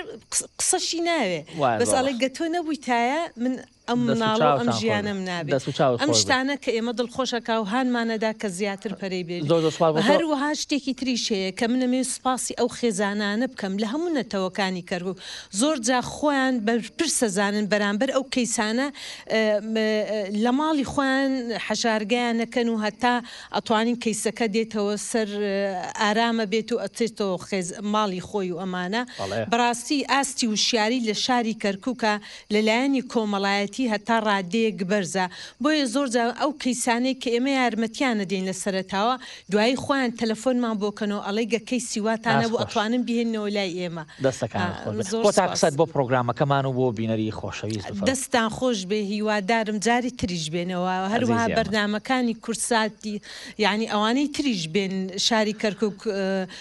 ڕووناکەنەوە چۆن سەرقەڵای کەرکووکمان ڕووناکردوێتەوە ئیمشەو بەڕاستی کەرکووک پێویستێتی ئاوڕێکی جدیانی لێدەنەوە لە هەموو بوارەکان ئێمەوەکو کورسات هەمیشە لە خزمەتتانین لە خزمەتی هەموو شارە جوانەکانی کوردستانین دەستان خۆش مامۆستا گیان کۆتا قسەی خۆت بە پرۆگرامەکەمان بفەرموو من لێرەوە دەستخۆشتان لەکەم کە ئەمبوارەتان بۆ ئێمە وەکو کەرکووشیەکان چۆنڕێ ئامادە کردو ئێمەش سوپاسی بەڕێستان و سوپاسی ئەو بەرادرانەکەین کە لە پشتی کامێراوە بەڕاستی ئەم شەوەرکیان شێشەو هاتوونە بەڕاستی من لێرەوە ئەڵێ حەزەکەمەوە بڕوونکەم و کەمەوەکو ناوەندی عەلیمەردان کە لە سەرەتاوە دامەزراین بەڕاستیەکەی زیاتر ئامانجمان خزمەتکردنی هونەری مەقامات بووە کۆمەڵێک خولی مەقاماتمان کردەوە و ئێمە تەنیا گروپ بووین لەسەر ئاستی ماڵێن عێراق و کوردستانیش کە چینەتە وڵاتی مصر کە لەسەر ئەو شوێنانەی کە ئەم کەلسوم و عەبدولحەلیم وانە چۆنە لێ مەقامات و یا گۆرانیان تەقدیم پێشکەش کردووە ئێمە لێ توانیمان بە سێ زمان بە کوردی و تورکمانی و عەرەبی بەڕاستی بە جلی کوردی و تورکمانی و عەرەبیەوە کە چۆنەڵێ وەکو مامۆستا حەربی کە چۆن دەستە گوڵەکەی کەرکووکمان لە کەرکووکەوە برد بۆ وڵاتی مصر کە نیشانماندا ئەمەیە کەرکووک ئەمەیە عێراقە ئەم پێکەوە ژیانی کورد و تورکمان و عەرەبمان لێرە پیشاندا من هیوادارشم ئەو هونەرمەندانی کە ئارزومەندی مەقاماتن ئێمە وەکو ناوەندی عەلیمەردان هەموو کاتی لە خزمەتیان بووینە و ئینشاڵڵا لە ماوانەیشە نیازی کردنەوەی خولی مەقامی تازەمان هەیە و لە خزمەتیان بین جارێکی دەستخۆشیتان لەکەین و هیوادارین چۆنەڵێ کەناڵەکانی ترش بتوانن کەرکووک بەسەر کۆمبەڕاستی کەرکووک شاری مەقامات و هونەر و ڕۆشنبیریە دەستان خۆش بێت دکتۆر جان دێمە وەلای جەناب و کۆتا قسەی خۆت بۆ پرۆگرامەکە و بۆ بینەری خۆشەویست وڵا کۆتا قسەی خۆم سوپاسیەوەکەم زۆر سوپاس ئەرکتان کێشە سافەکەتان هەمیشە لە خزمەتانەوە گەوهرن عزیزی مامۆستا خۆتان پیاوەڵتو نێجوانەکان بە من ڕەخسان کەوا چەندێڕێک لە مێژووی کەرکووکە باس بکەم لەم بەرنامەیدا ئێوە ماڵی هەمووانن هاتوونە بۆ کەرکووکیش ماڵی هەمووان بۆ و ئێستش ماڵی هەمووانە هەر دەستخۆشی من لە ڕێگای ئێوەشۆ دەستخۆشی و دەنگخۆشی لەم هونەرمەندە بە ڕێزانی کەرکووکەکەم بە هەموو یعنی فرەکانیانەوە جیاوازەکانی نەتەوایەتی و فولکلۆری و کەلتوریانەوە و هەروە دەستخۆشی و دەست و پەنجەی مۆسیقیزانەکانیش خوازم بەڕاستی ئەمەی کە ئێستا ئەمان خستیانە ڕوو لە ڕێگای گۆرانیەوە ئەوە ئەسەلمێنێکەوە کەرکووک شارێکە لە ڕووی فولکلۆر و کەلتورەوە لە مێژە زۆر کۆنە ئەو پرسیاری کە ئاراستی کاک مستەفاشت کرد لە ڕاستیدا تەمەنی فولکلۆر و مێژووی گۆرانی لە کەرکووکە زۆر تەمەنی درێژترە لە تەمەنی تورکیا و دەوڵەتی عوسمانیدا چوشی ئێمە تەمەنی ئەم شارەی زۆر کۆنتری زۆر سپاسانەکەم هیوادارم دووبارەی بکەنەوە جاریشتر بێن ئەم فرەنەتەویە ببەخشن شانی بدەن لە ڕێگای کەناڵەکەتانەوە و ئەم فولکلۆر و کەلتورە جیاوازانی کە لە کەرکووکە هەیە دەستەکان خۆش بێت دکتۆر جان مامۆستا حەربیجان کۆتا قسەی خۆت بفەرموو پرۆگرامەکەمان زۆر سپاس کاکاروان خۆشحاڵ بم ئەمشەو لەگەڵ کۆمەڵێک کەڵە پیا و خوشکی شارەکەم کە نمونەی کەسی جوان و کە نمونەی کەسایەتی بەڕێزی ئەم شارەی ئێمەن لەگەڵیانە پێکەوە لە ماڵەکەی کورسات لەسەر قەڵای کەرکووک شەنوکەوێکی کەرکووکیانەمان کرد هیوای سەرکەوتن بۆ ئێوە و بۆ کەناڵەکەتان و وەکو خۆشم بۆ وەرزی شارەکەم ئەخوازم هیواخوازی ئەوەم کە هەمیشە لە پێشەنگا بین گەیشتن بە پێشەنگ ڕەنگە ئاسان بێ بەڵام مانەوە لە پێشەنگ زۆر قورسترە ڕاستە من بۆ زیری کوردیم لەبەر نەکرد بەڵام بۆ دڵنیاییتان من سەرۆکی وەفدی عێراق بوومە لە زۆربەی وڵاتان بە زیری کوردیەوە ڕۆیشتومە بۆ مەغرب بۆ تونس بۆ جەزایر بۆ مەسر بۆ بۆ ئیمارات بۆ سوید بۆ ئەسپانیا بۆ ئەڵمانیا بۆ زۆربەی وڵاتان بە زیری کوردیەوە بەشداریمان کردو هەر بەک چۆن مامۆستا نورەدین ئاماژەی پێکرد هەمومان لە کەرکووک پێکەوە جوانین دەستکە گوڵەکەی مامە پارێزین ئینشاءڵڵا هەمیشە لە پێشەنگە ئەبین و سپاسی ئێوە شەکەین جاریشتر دەستان خۆش بێت ئەزیزی ئەمە مامۆستا گیان تۆ خۆشەویستی و خۆشحاڵت کردین بوونت لێرە زۆر دەگەیەنێ بۆ ئێمە خۆشەویستانم من ئەم شەو زۆر خۆشحاڵ بووم لە خزمەتی ئەم کەسایەتی جوانانەی شاری کەرکووک بووم لە خزمەتی تیپ و مۆسیقای کەرکووک و هەموو ئەو برادەرانە یەک دەستان ئەگوشم بەڕاستی زۆر ماندوو بوون زۆر زەحمەتان کێشا لە کەرکووکی قودسی کوردستانەوە من ماڵئاوایتان لێکەم شەو شەوگارتان شاد کۆتا گۆرانی بە گۆرانێکی چوارقۆڵی پێکەوە شەو شەوگارتان شاد و هەمیشە بمێنن بە شادومانی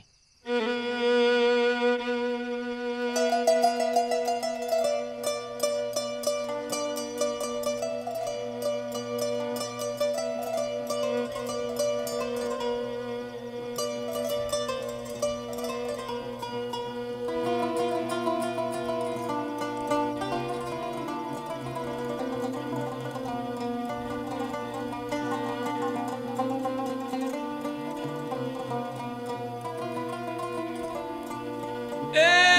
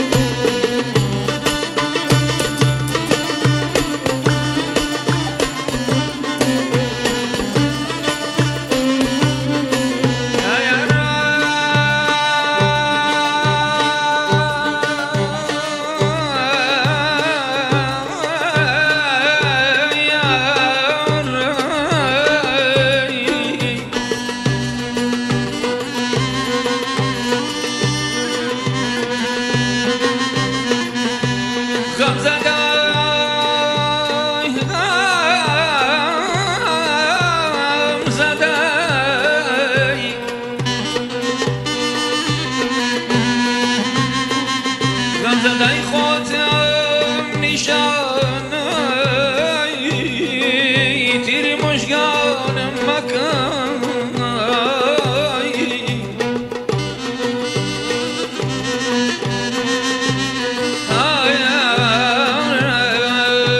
عاشقی روتم عزیزم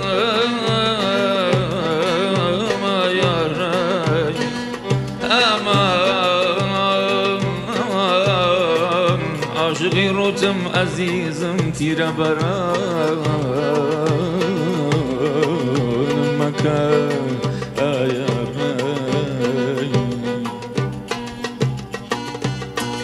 نخوشم درد دارم وی ارامم یه ساعتی نخوشم درد دارم وی ارامم یه ساعتی یارم لگام کاروانا قولادو ما چباتی یان قولادو ما چباتی